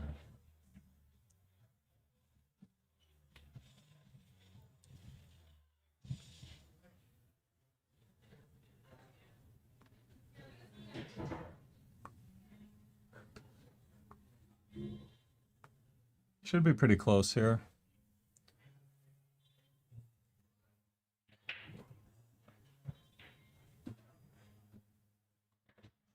Oh, just a hair short. Very good attempt, but a hair short, and that's going to be Mike on 2 fouls. And we're definitely going to see Kev go after a 3rd one, I believe. He could use the 5 ball. He could shoot the 2 down this way and draw his cue ball there behind the 5. I think that's probably what I like the most here.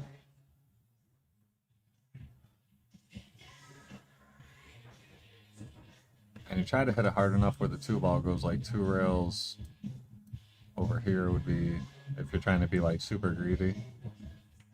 So he's going to go off the rail and back towards the 5. A little bit of risk here. He might overroll it or underroll it. Yeah, he overrolled it by quite a bit. Is the 2 ball going to help though? And it got a little funny here. I mean, Mike can see a piece of the 2. As long as his cue ball's not headed for the corner, it's not bad, but I don't know if the 7's protecting him or not. I think that's what he's looking at. So Mike is on 2 fouls here. And trying to use the cluster. I think he gets behind the 7. It's really close. Jose Soto, thanks for liking the stream. No way, Jose.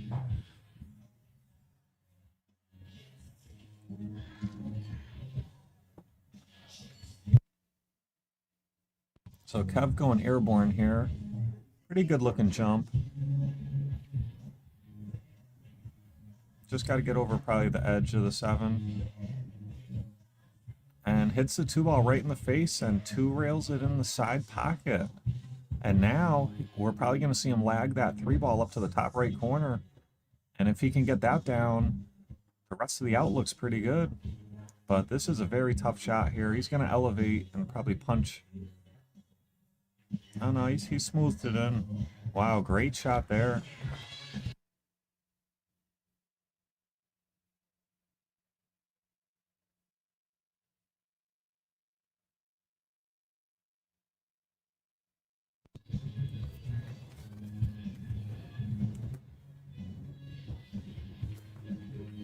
Kev Kiely. Good opportunity here to add to the lead.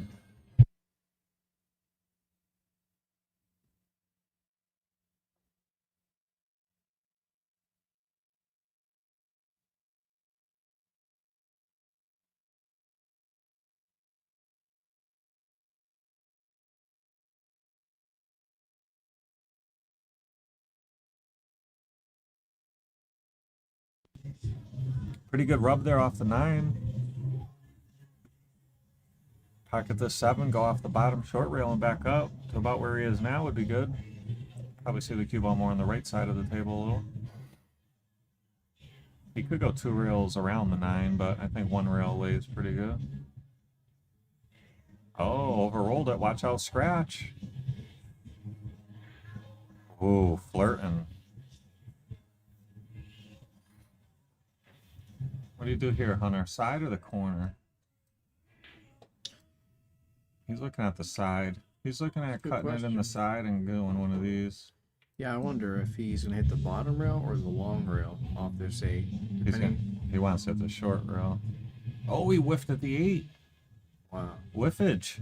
Did not see that coming, but that was a tough shot. And he probably played to overcut it a hair because then he knows he'll get the bottom rail.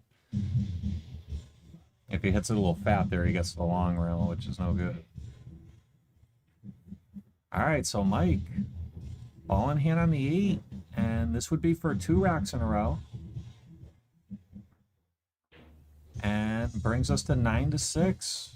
Mike would love to keep this little package going, maybe extend it to a 3 or a 4. That's a huge rack right there. Yeah, that is big. Because Kev, when he was on the 7, in the bottom right corner, everything looked real nice. He overrolled the 8 by quite a bit. So 9-6 in favor of Kev Kiely, going to 13. Mike has won the last 2 in a row here. He was down 9-4. But here we go. Can he tighten it up in the second half of this set here?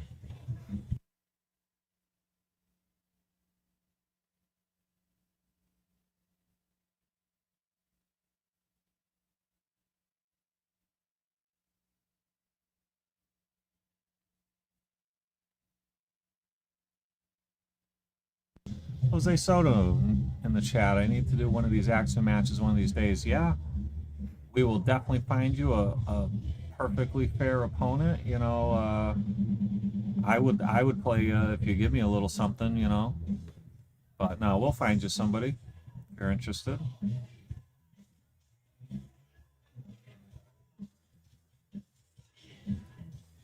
All right, Mike to break here, and that's been the difference in this set, I think, so far. Is Kev Kiely's been making like 2 balls on the break, getting a good opening look, and Mike has not really had too many good opportunities after the break. Didn't hit those good and scratched. We got Mueller in the chat saying, "Let's go, Mike." Hi, Lance. How you doing, buddy? All right, Kev Kiely, ball in hand now. Does the 6 on the 9. A little tight here. I don't know if the 6 passes for later in the rack. It does go in the right side pocket, I think. Frank in the chat says, "I'll try you some Jose Soto." That sounds like a pretty good game. I like the sound of that. Yeah, it sounds like it's gambling. Oh, Kev misses the 2. And breaks open the 6-9, and Mike's going to have basically a stop shot in the corner with position on the 3. Or he can take the side and go up and down, but a lot riskier. I think you just jack up over the 7 and play the corner here. I agree with you there. Yeah, don't get greedy. Just try to make it. Yeah, not bad, but just caught that rail going in. And now Kev Kiely gonna step up with the 2 hanging. That 5 ball's in a tough spot, being on the rail over there. You'd like to go rail first here if possible. Yeah, swing all the way around. Yeah, I think he is. Yep, he saw it. Look at this. Very good. Very, very good.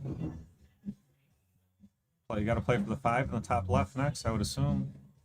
Yeah, you might be able to float straight up and get above the 5. Or Yeah. you could go like try to get almost straight on the long rail. Nearly straight. It's Yeah, pretty good. he's got an angle now for the 6 in the bottom left next. He can pocket this 5 and then come out somewhere over here for the 6. Or, let's see, he's just got to worry about that 8 ball. Probably wants to come below it. Let's see. Good shot there. Is going to be jacked up over the 8, but he may just have to roll this 6 in.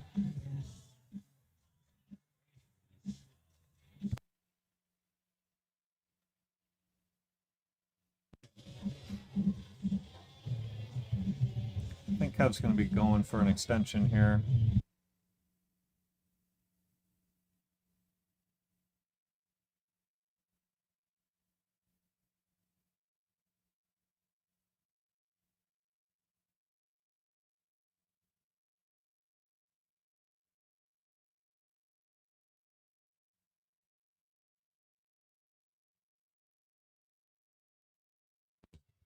All right, Kev on the 6 here with the bridge. Let's see. Hit it fat. Definitely tough with the bridge there. Oh, Mike's got what looks like a cross-side bank with shape on the 7 if he makes it. This has some two-way properties too. Could get safe behind the 8, could send the 6 ball up table. Oh, he went all safe behind the 7. And you know what? Kevin Kiely's going to have a great shot here. And he's going to be able to go up and down. He's going to be able to pocket the 6 and have his cue ball go up and down in some fashion. 2, 3 rails, 1 rail. He might draw out, go 2 rails out of the top right corner. That's what he's doing. Watch out the scratch, though. He's all right. Wow. He came out pretty good here.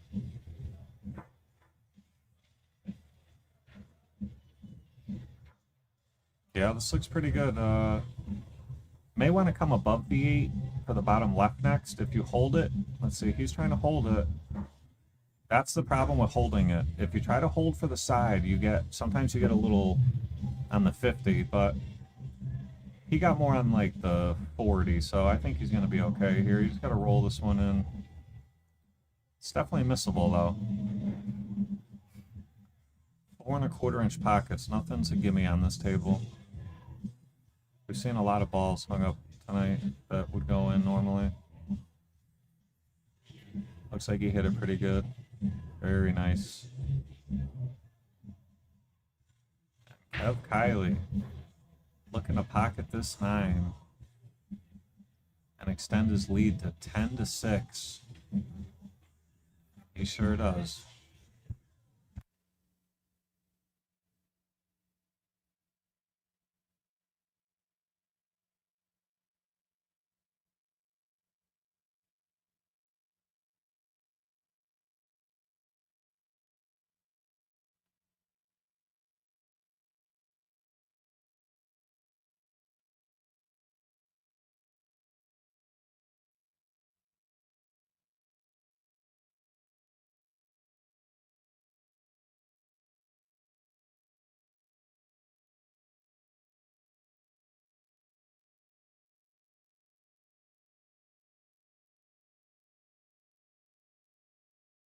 All right, Kev Kiely to break, leading 10-6, race to 13.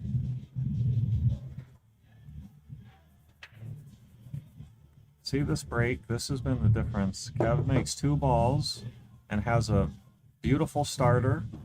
The 3 ball is a little goofy, but he may be able to pocket the 2 and try to draw back for the 3 in the corner next. I'm not sure. The angle might be a little too severe. It might bring him down table. Carlos, thanks for liking the stream.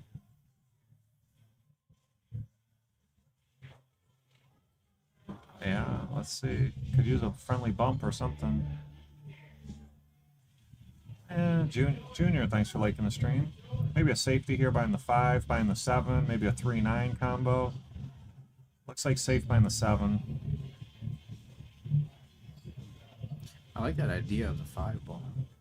The draw behind the 5? Yeah. Yeah. Because as long as you get it tight to the 5, the 3 can end up pretty much anywhere. Yeah. You're gonna have coverage. Yeah, Mike might be able to see the edge of this 3 if he can.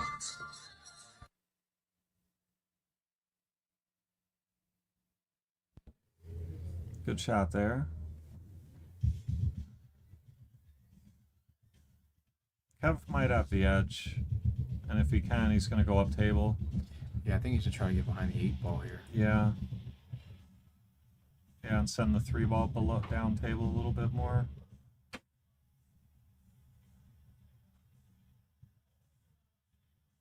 Good shot there, got behind the 8-5.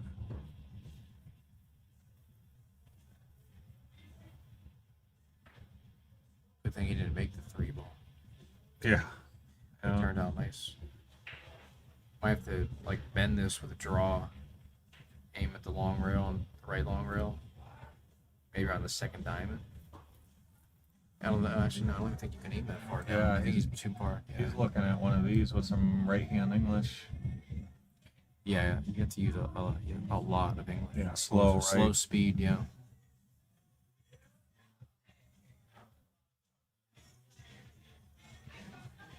You could try to kick 2 rails here. Try to find your scratch line, 2 rails to the bottom left corner. Now, since the 3 is on the short rail, you have to aim longer than that, which means you're going to have to aim more to the left on the top rail.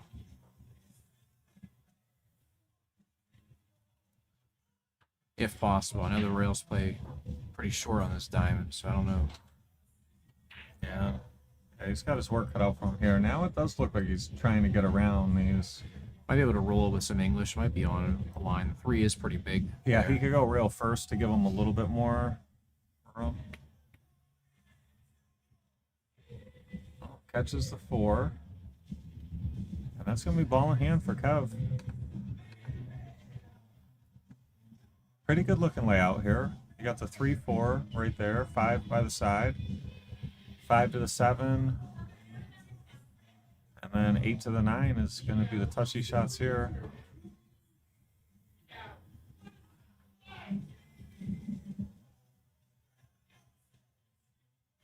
Oh, Kev with a silly mistake there.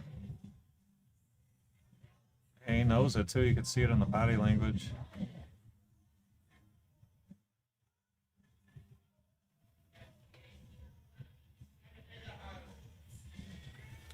I'd like to see him bank this 4 this way. And maybe just draw over. Yeah, I think that's a good shot there.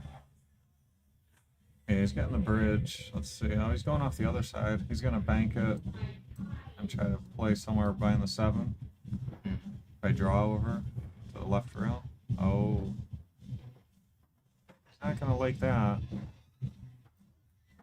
Looks like the 4 may have gone beyond the side, forcing Mike to go to the corner, which makes it a lot tougher. But if he could draw back a little, or maybe even stop there, he'll have good shape at the 5 on the side. Nice shot there. Hit that very, very confidently. Yes, he did. Did find himself on the rail here, though. But he should be able to just use some follow here and come out for the 7 in the bottom left next. He's looking to see if it goes in the bottom right. I don't know if he has to play for the bottom right, but it might lay better than it looks. Now he's elevating.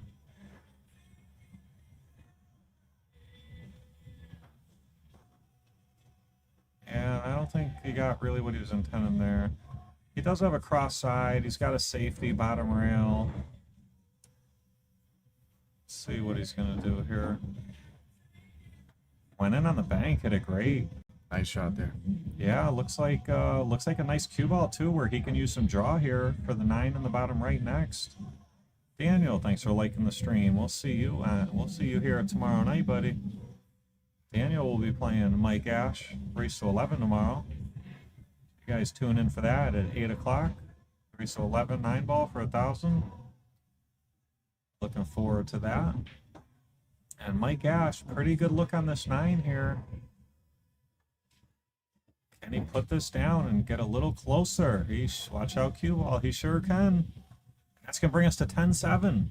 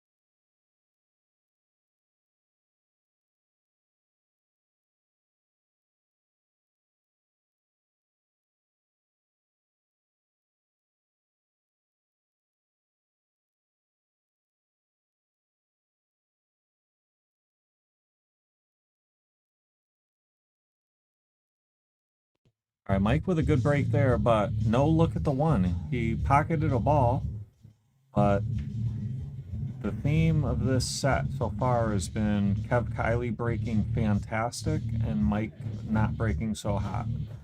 That's definitely, in my opinion, been a pretty big factor so far in this set.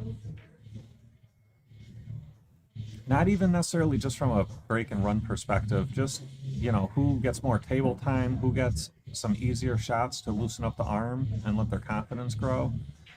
And, you know, who can run 3-4 balls and play a good safe and get ball in hand and run out. You know, you don't have to just break and run. You can just play to a safe and then win from there. Kev trying to get safe behind this 8-9. Catches the 8 and may have gotten safe. Mike may have the edge. He certainly has a jump shot, probably only going over the slight edge of the 9. He's looking at the kick. Measuring up the one rail kick here like this. Careful for the scratch in the top left corner if you hit it on the left side. Hit real thin. 7 ball. Watch out, cue ball behind the 8. He might have a little bit of a window. Better hope so, because there's no easy kicks. There's a jump, that's about it. Yeah, I think he's going to get the jumper. So Mike has jumped twice in this. Oh no, yeah, is that the jumper? I think it is. He did miscue on his last jump, and I might have fouled on the first one. I can't remember. Let's see how this one looks. Oh, made very solid contact there. And one ball jumped. Kev's gonna have a look. And the balls are open. And the 3 balls, pretty good shape here. He's got to get this cue ball down table. Yeah, I wonder if he can get it down there or if he has to play the gap between the 8 and the 9. Maybe even the 8 and the 6. Oh, he could get down there nice, but watch the 8 here. He's going to have the gap between the 8-9, I think. Oh, I don't know. Yeah, maybe. It's close. He might be able to spin it in or slight masse. Yeah, I think if he can spin it in, it might be all right. And that'll take him naturally towards the 4. Oh, yeah, he couldn't. He put, you know, good safety there, though. Yeah, that's pretty good shot there.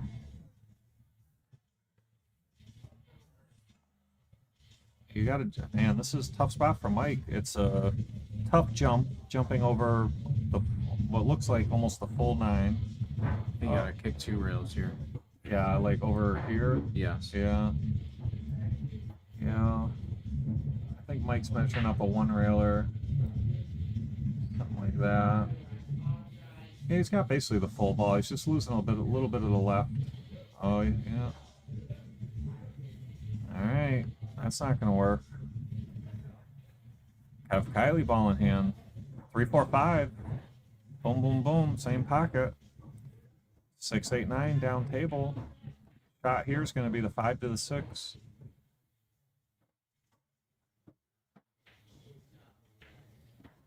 So far, so good. Has an angle to come back out. Doesn't want to be straight. I guess he could have got straight on the 5, but I'd rather cross over.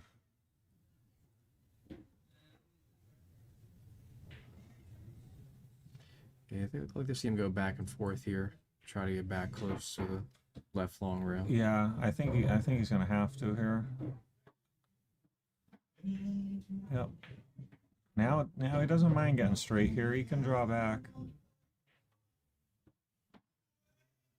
Yeah, he got pretty straight. Yeah, I'd like to see him take a look at this line on the 6 ball here. Yeah, you don't want to get straight on the 6 next. I'll tell you that. Unless you're like real close to it where you could draw back. Yeah, you could get slightly below it or slightly above it. Right. Work with. I mean, do that. You would prefer, I guess, to be slightly below. But Oh, he cheated that pocket pretty nice there. Yeah, this works. This has a perfect angle here. You could pocket the 6, come down 1 rail, and come back up here for the 8. If he does, that might require a little bit of inside. I guess he could gamble a little bit coming this way with outside English if it if he really has to, but I don't know. It looks to me like he can just go one rail and up, maybe with a little bit of inside.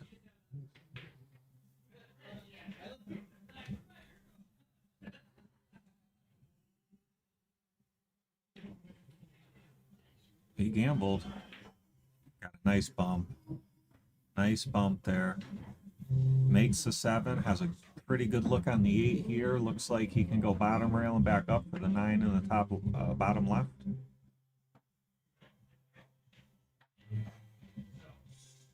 And Kiely running him out here. Pretty good look here.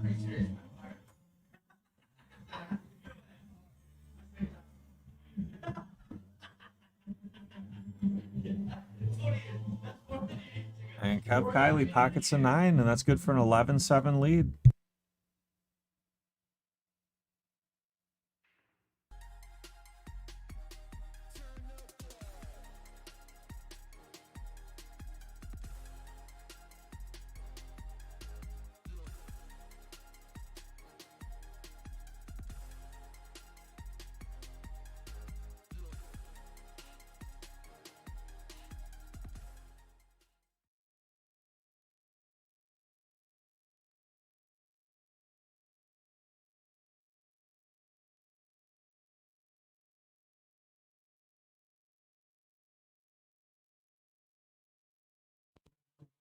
All right, Kiely to break, leading 11-7.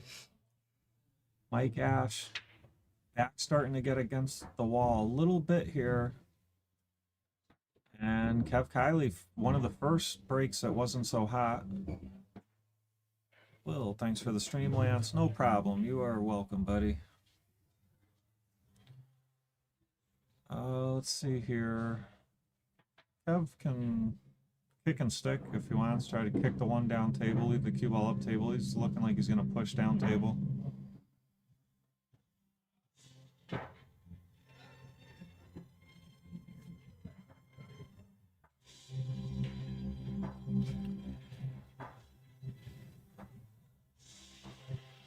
So Mike's going to have a couple options here. He can bank the 1, bring his cue ball over here, use the 2-8.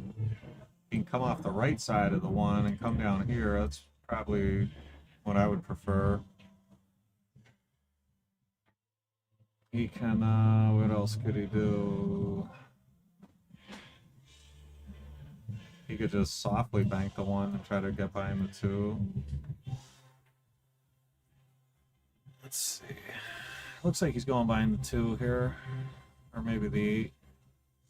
He's trying to go behind the 2. I don't like this. No good. Real touchy shot there. Super tough, yeah. Yeah. I like the thinning the right side of the 1 there. I mean, you might sell out a look at the top left corner, but I don't like slow rolling anything ever.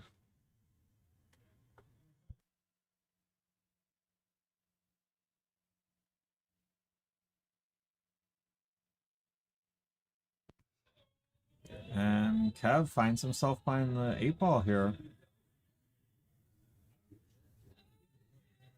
5 ball later in the rack could be interesting. Tough spot there. I'd like to see him try to kick 2 rails here if he can. 1, 2 like this, and try to back up the 2, and the cue ball comes out and down. Yeah, something like that.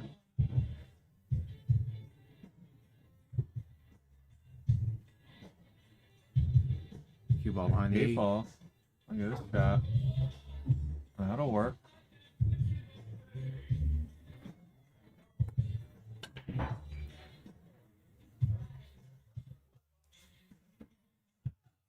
See, is Mike gonna go for the jump cue? If this cross side banks, you gotta try to bank it and keep shape on the 3 in the bottom right next. I think looks pretty reasonable.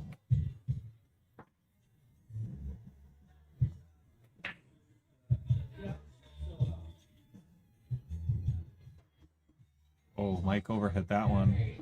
And that's going to be off the table. Is that 2 fouls? It might be 2 fouls. I'm not sure about. No, it was not. He got one in between, right? There was one. Mike slow rolled at the 1. Oh, yeah, that's right. Yep. Shot on the 1. Yep. And lucky for him, because Kev would have put him behind the 5 here, most likely with ball in hand for a 3rd foul, but not the case. Now Kev's got a good chance to run these out. 2 to the 3 is pretty good. The 4 to the 5 is going to be the key. The first key. Actually, this 3 to the 4 he might have to go short side on the 4, the top right corner next. Let's see what his angle looks like. Looks like he's going bottom rail. Oh, he tried to stun over, fell short. Could play the bank here. I think the bank's pretty free. Shoot at the bank. Cue ball comes up. And if you miss the bank, 4 ball should stay around bottom table. Oh, he went all safety using the 9. Nothing wrong with that. Looks like he hit it very well.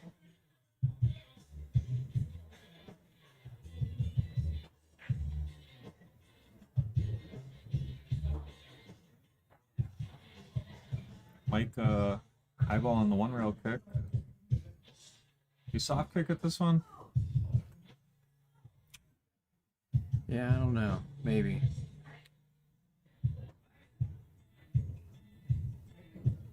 Yeah, I don't know. The soft kick's a little dangerous. Might kick this with some speed, maybe try to hit the backside. Oh, makes a good hit. And look at this, 4 ball welds up to the cue ball. It doesn't look like, it looked like he was going to sell out, but now it looks like he got away with it.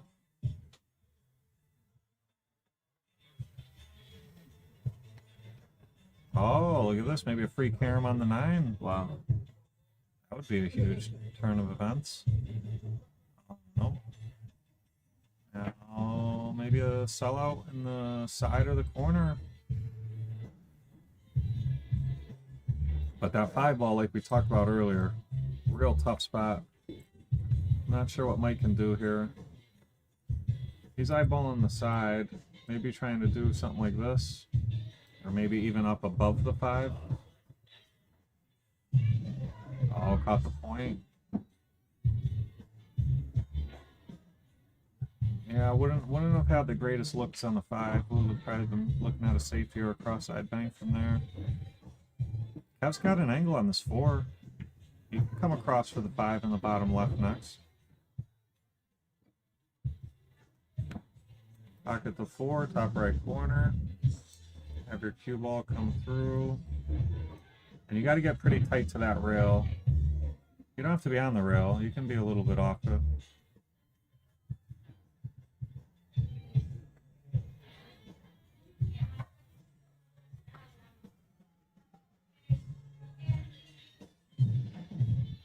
Kev looks like he's waiting for the neighboring table here.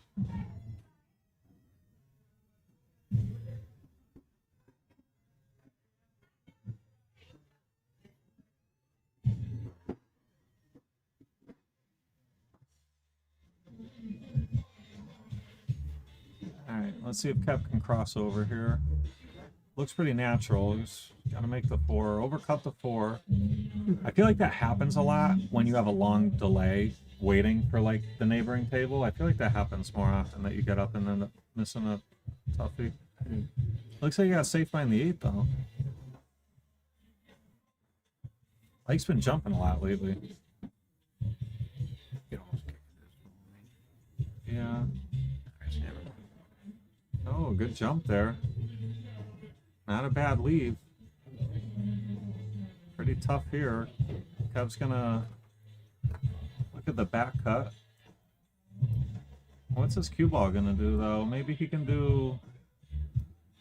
Nah, I don't think so. I think he's coming out like something like that. Maybe more to the right. Yeah, maybe more towards the 9.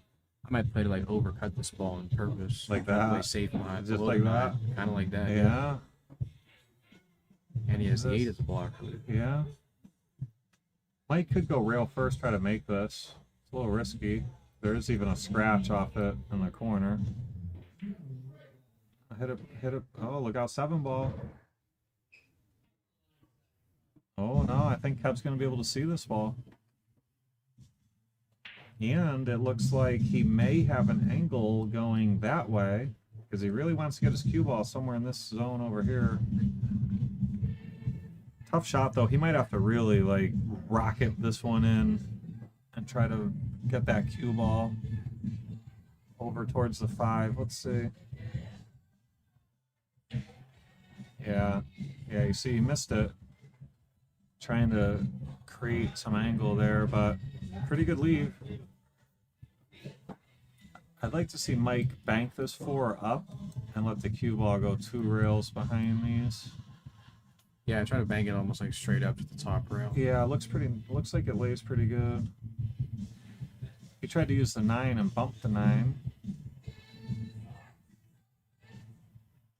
I think we're gonna see Kev thin the 4 with the cue ball, maybe try to come around behind the 7. Might be able to go for the bank on this to the side. Yeah, yeah, I see what you're saying. Oh, well, you know what? Mike can see it, but I don't know what he can really do with it. I don't know if the combo plays. Is he able to go behind the 5 ball? Oh, with the cue ball, yeah. Maybe he can shoot the 4 here and get his cue ball right behind the 5. Slow roll. He'd love to be able to shoot that shot. That's what I think he's looking at. He just, I don't know if he's got, yeah, that's what I think that's what he's looking at. Trying to see if he's got enough of the 4.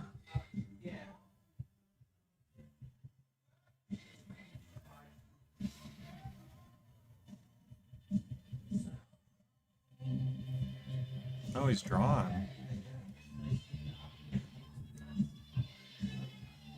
Oh, if it slows down. Oh, it's close. I don't know if he got it. It's close. Kev might have the edge. Oh, now he's looking at maybe making it. If he's got the edge, he might be able to cut this one in the corner.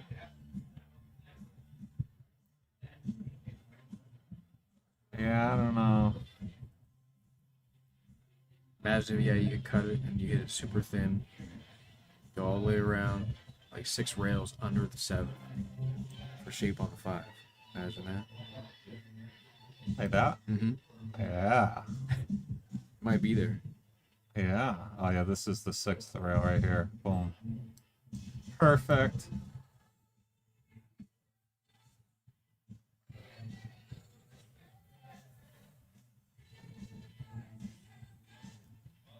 Kev's like, I don't know if I want to hit him with the 6 railer right now. You know, it'll kill my action.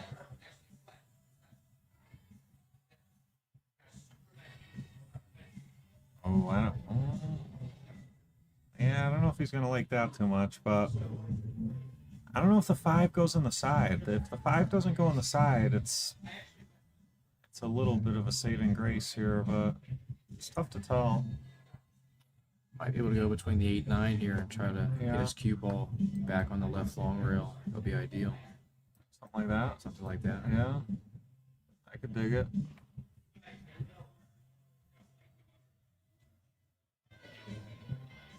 He's gonna bump this 5. Oh. Yeah, that could have came out a little better, but you know, he could run it up the rail and try to shoot his cue ball out to a gap. He's got a big gap to work with. He's got something like that. He's got a pretty large gap to work with, but anytime you run into the point on the side, it's a little unpredictable. He might be playing safe for a bank.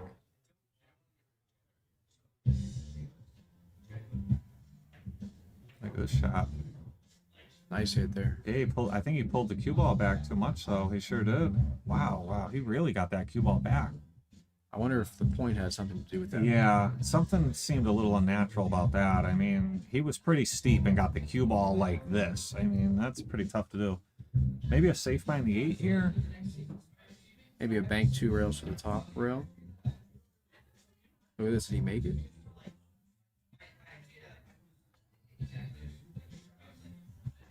Yeah, Kev can pocket this. It's thin, but it goes. Cue ball's going to be coming out pretty hot.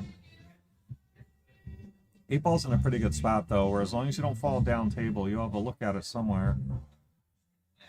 So definitely don't try to hold this one. Hit it firm and go up and down and back up table.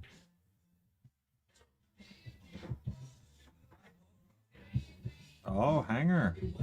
And it's gonna, and Mike's gonna have a shot.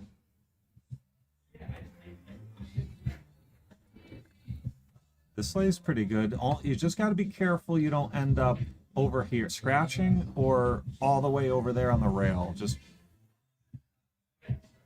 I would roll this with a lot of English. yeah, with some inside. I would use outside, so right spin. Gonna go 2 rails. Oh boy, not the greatest spot to be there.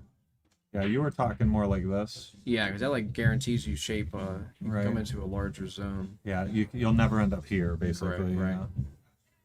This is tough. There's some scratches in play. Makes it. And needs to come across. Wow, very nice shot there. No gimme here, though. Still got to put this one down.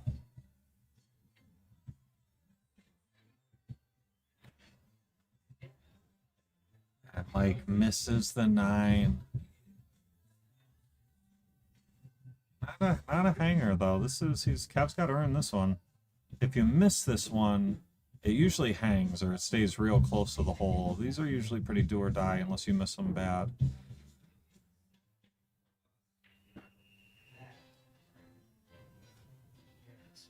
And almost, I mean, Mike's got to look at the side. I think it's like straight in. Yeah, it looks pretty straightish. It's almost ideal. You can't ask for better if you're going to end up on a sidewalk. Yeah. For shooting the 9 somewhere sides and up, it's not bad. Oh, he missed it. He hit it really hard. And the rules they're playing, that's going to be Kev Kiely's option because it's call 9. Oh, okay. And the final ball on the table is opponent's option when it's the 9. Well, I thought we just saw the greatest shot of all time. Yeah. I mean, it's still not over. It's not automatic. Pretty good look though. You don't have to really worry about any scratches here. Just got to make the 9. And Kevin makes the 9. And he is on the hill up 12-7.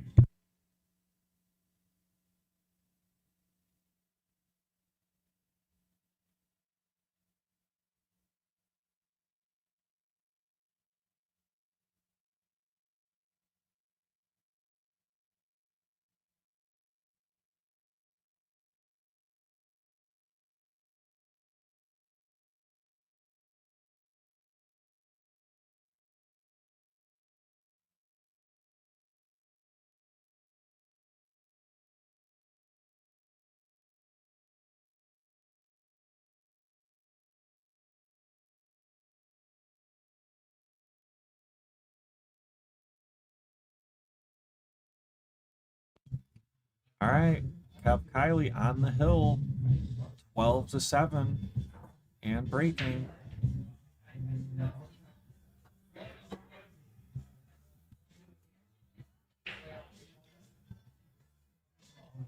Makes a ball. No look on the 1 though.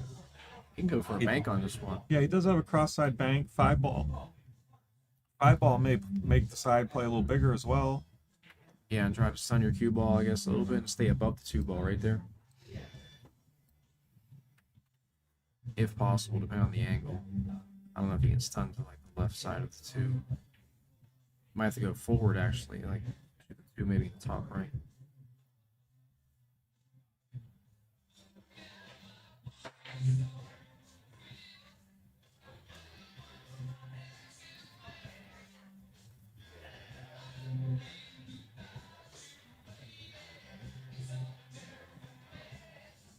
Kev Kiely, where'd you go?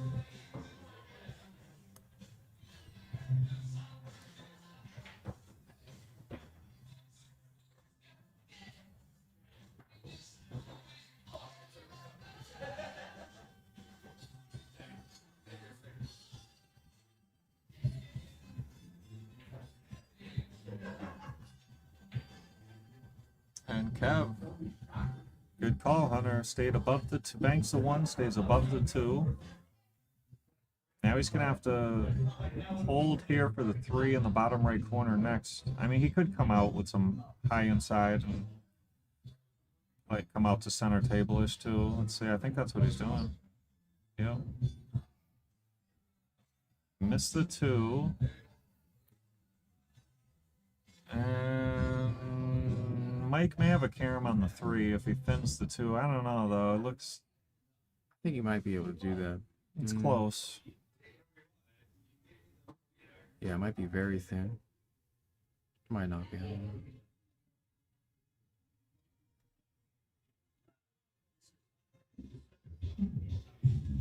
What you could possibly also try is to bank the 2 to the top left. If you miss it, it can end up on the top rail. Keep the cue ball below the 3, 7, 4.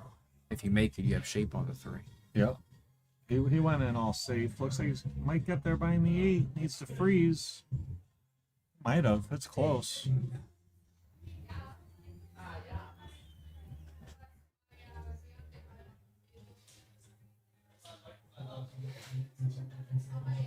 Alright, so looks like we're measuring up a kick. Might have to shorten this one up a little bit. Some low right.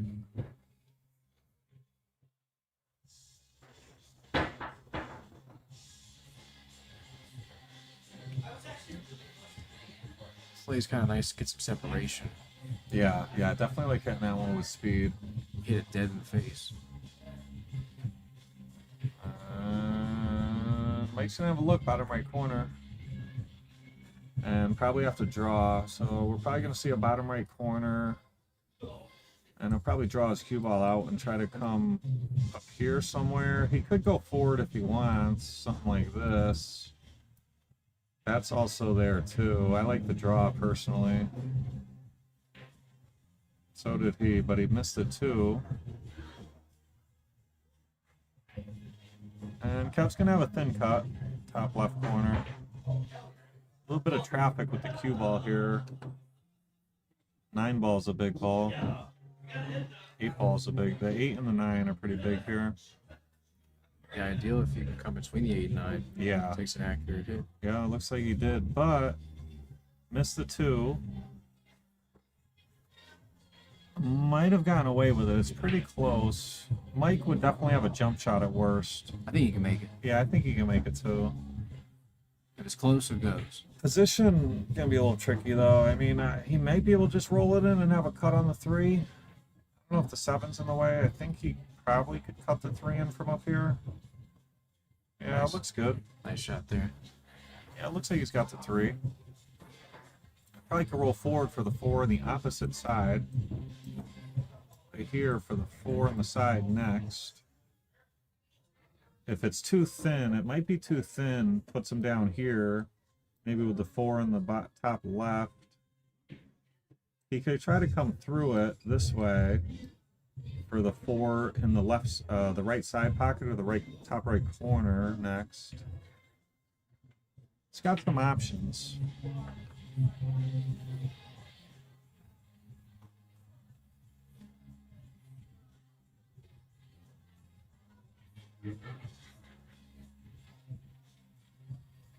I think the 2-railer here is the move. The angle does look like it gives up something like this, where you can play a 2-way on the side or the top right corner.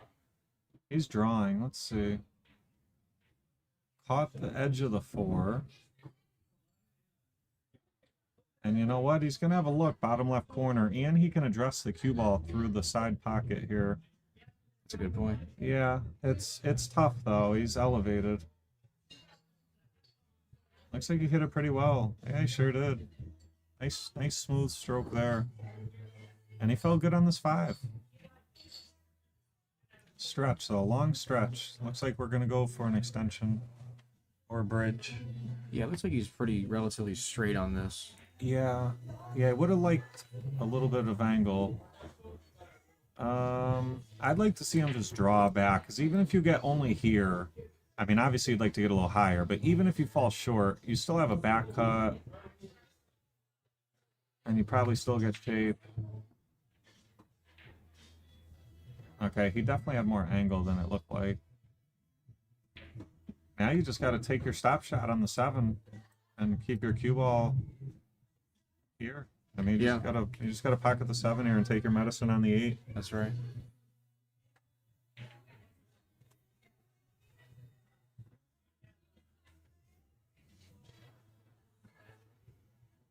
Might be a slight angle going towards the... I can't tell.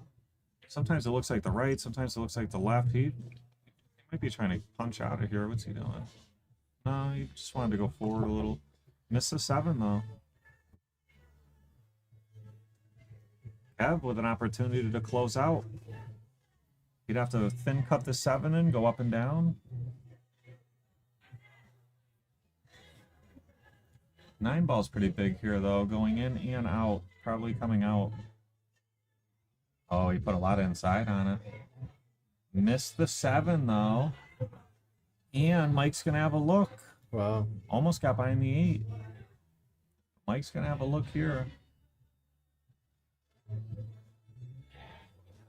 And looks like he's in pretty good shape here.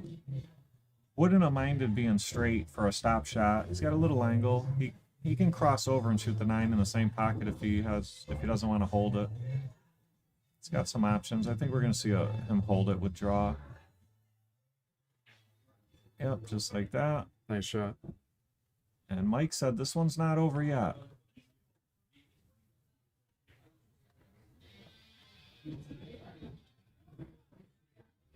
And that's going to bring us to 12-8.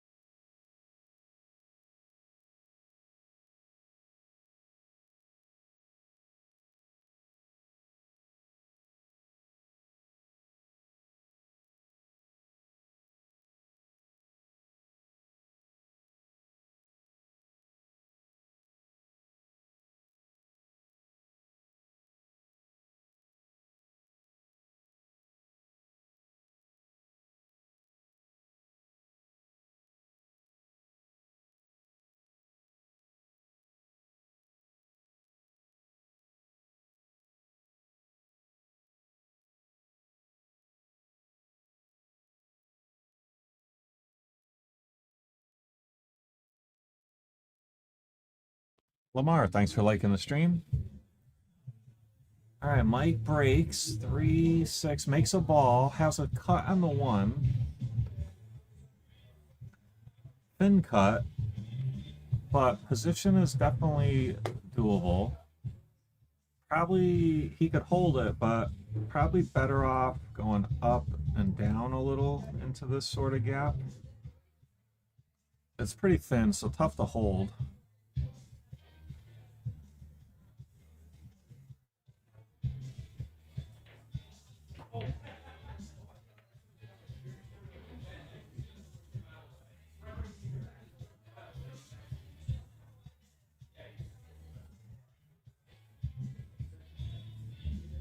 Oh, he tried to hold.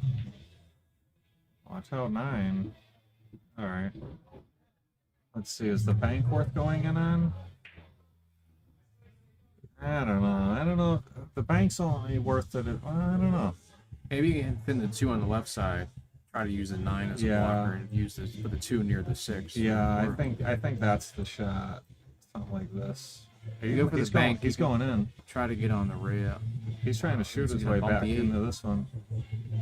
Oh, he would have loved to hit that 8. That would have given him something better than this.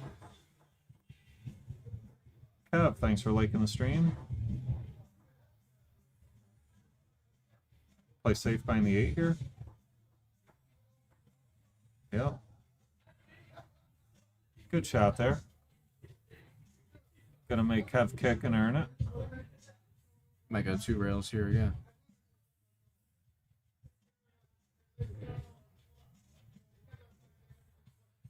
So Kev's gonna kick 1 rail here. Probably gonna go 2 rails.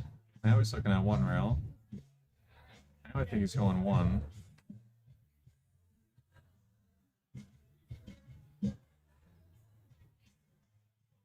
it. Oh, watch out. Look at this. Oh! Wow. Wow. We gotta see it again. Goes to the high side, then the low side. And misses the 5. Yeah, hit nothing. That was crazy. All right, Mike, ball in hand. On the 4. They all go. Let's see, what's the keys here? 4 to the 5, you got ball in hand, so should be able to do that. 6 to the 7, as long as you don't get dead straight on the 6 is not too bad. 5 to the 6. Yeah, 5 to the 6 is going to be important here. This opening part's a little tricky. And then 7 to the 8, 8 to the 9 is no picnic either. I mean, you got to get pretty good.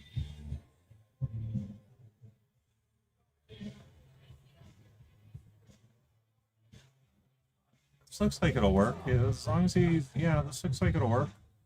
Go to the right long rail and now come back towards the 6. Don't want to get straight on the 6. We need an angle. Doesn't need to be a huge angle, but some sort of angle. This looks like perfect. That's looking pretty good. Some low right here, come out to the left of center table. Just try to get as close to center as you can. Oh, a little short there. And this 7 ball is no picnic on this table.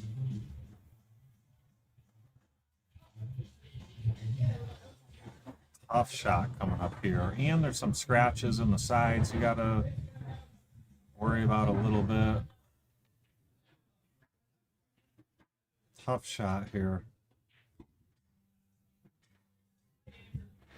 And he's elevating, huh? Where's he going with the cue ball? Oh. Wow. Alright, so misses the 7, almost scratches. And Kev's going to have a look at the 7, but this is not easy. I think we're going to see him pocket it here. Maybe draw off this rail with low right and come back out. Look at the 8. The top right next. He could go, he might be able to go forward, but I think, let's see. Oh, he played safe.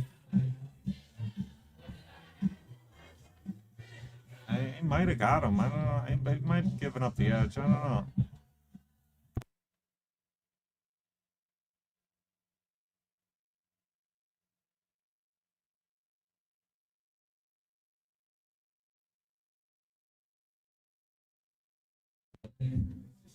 Tough spot here for Mike. Let's see. Can he bank it like this? And keep his cue ball down here? Try to lead 9 feet? I think you can. You stun it with a lot of English. Yeah. It's tough to control that 7, you know. But you got to try something here. And I think that's what he was trying, but fell a little... didn't bank the 7 up high enough. Cap's going to have a look on the 7. He's going to have to go high ball here. Pocket the 7. Probably come up and down, trying to get somewhere in this area here.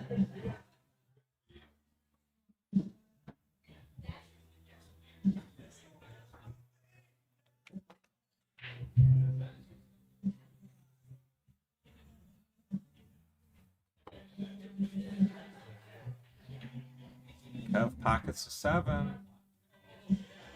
Fell's a little short on the 8, but he's got a good look here.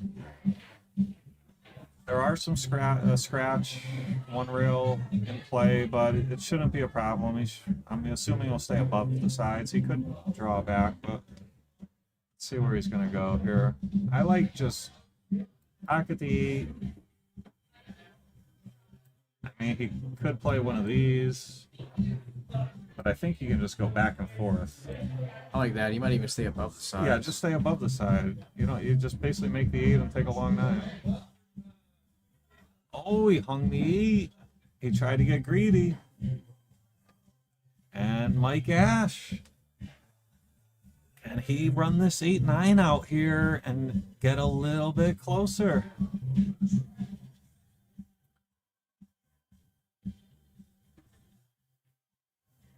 How's the speed? We don't know. Probably not good because he hasn't moved yet. Oh, yeah, that's not good. Huh. Tough spot to be in here. I don't like going. I don't know. Yeah. You might even have to kick at a long rail and try to kick this 9-ball in if you can't come off safely. Oh, and that's gonna do it, guys. Tough. Yeah, that was a really awkward spot to be on that 9-ball. So Kev Kiely defeats Mike Ash 13-8. Nice win, Kevin. Yeah, I'd say the story of that match was Kev played a real good set there. Kev played very, very good. And you know, that's just how it goes sometimes. So thank you all very much for tuning in. Congratulations to Kevin Kiely. Tomorrow night we will have Mike Ash playing Daniel Alvarez, race to 11, 9-ball. That'll be at 8 o'clock. Tune in for that. And thank you guys, and we'll see you guys next time.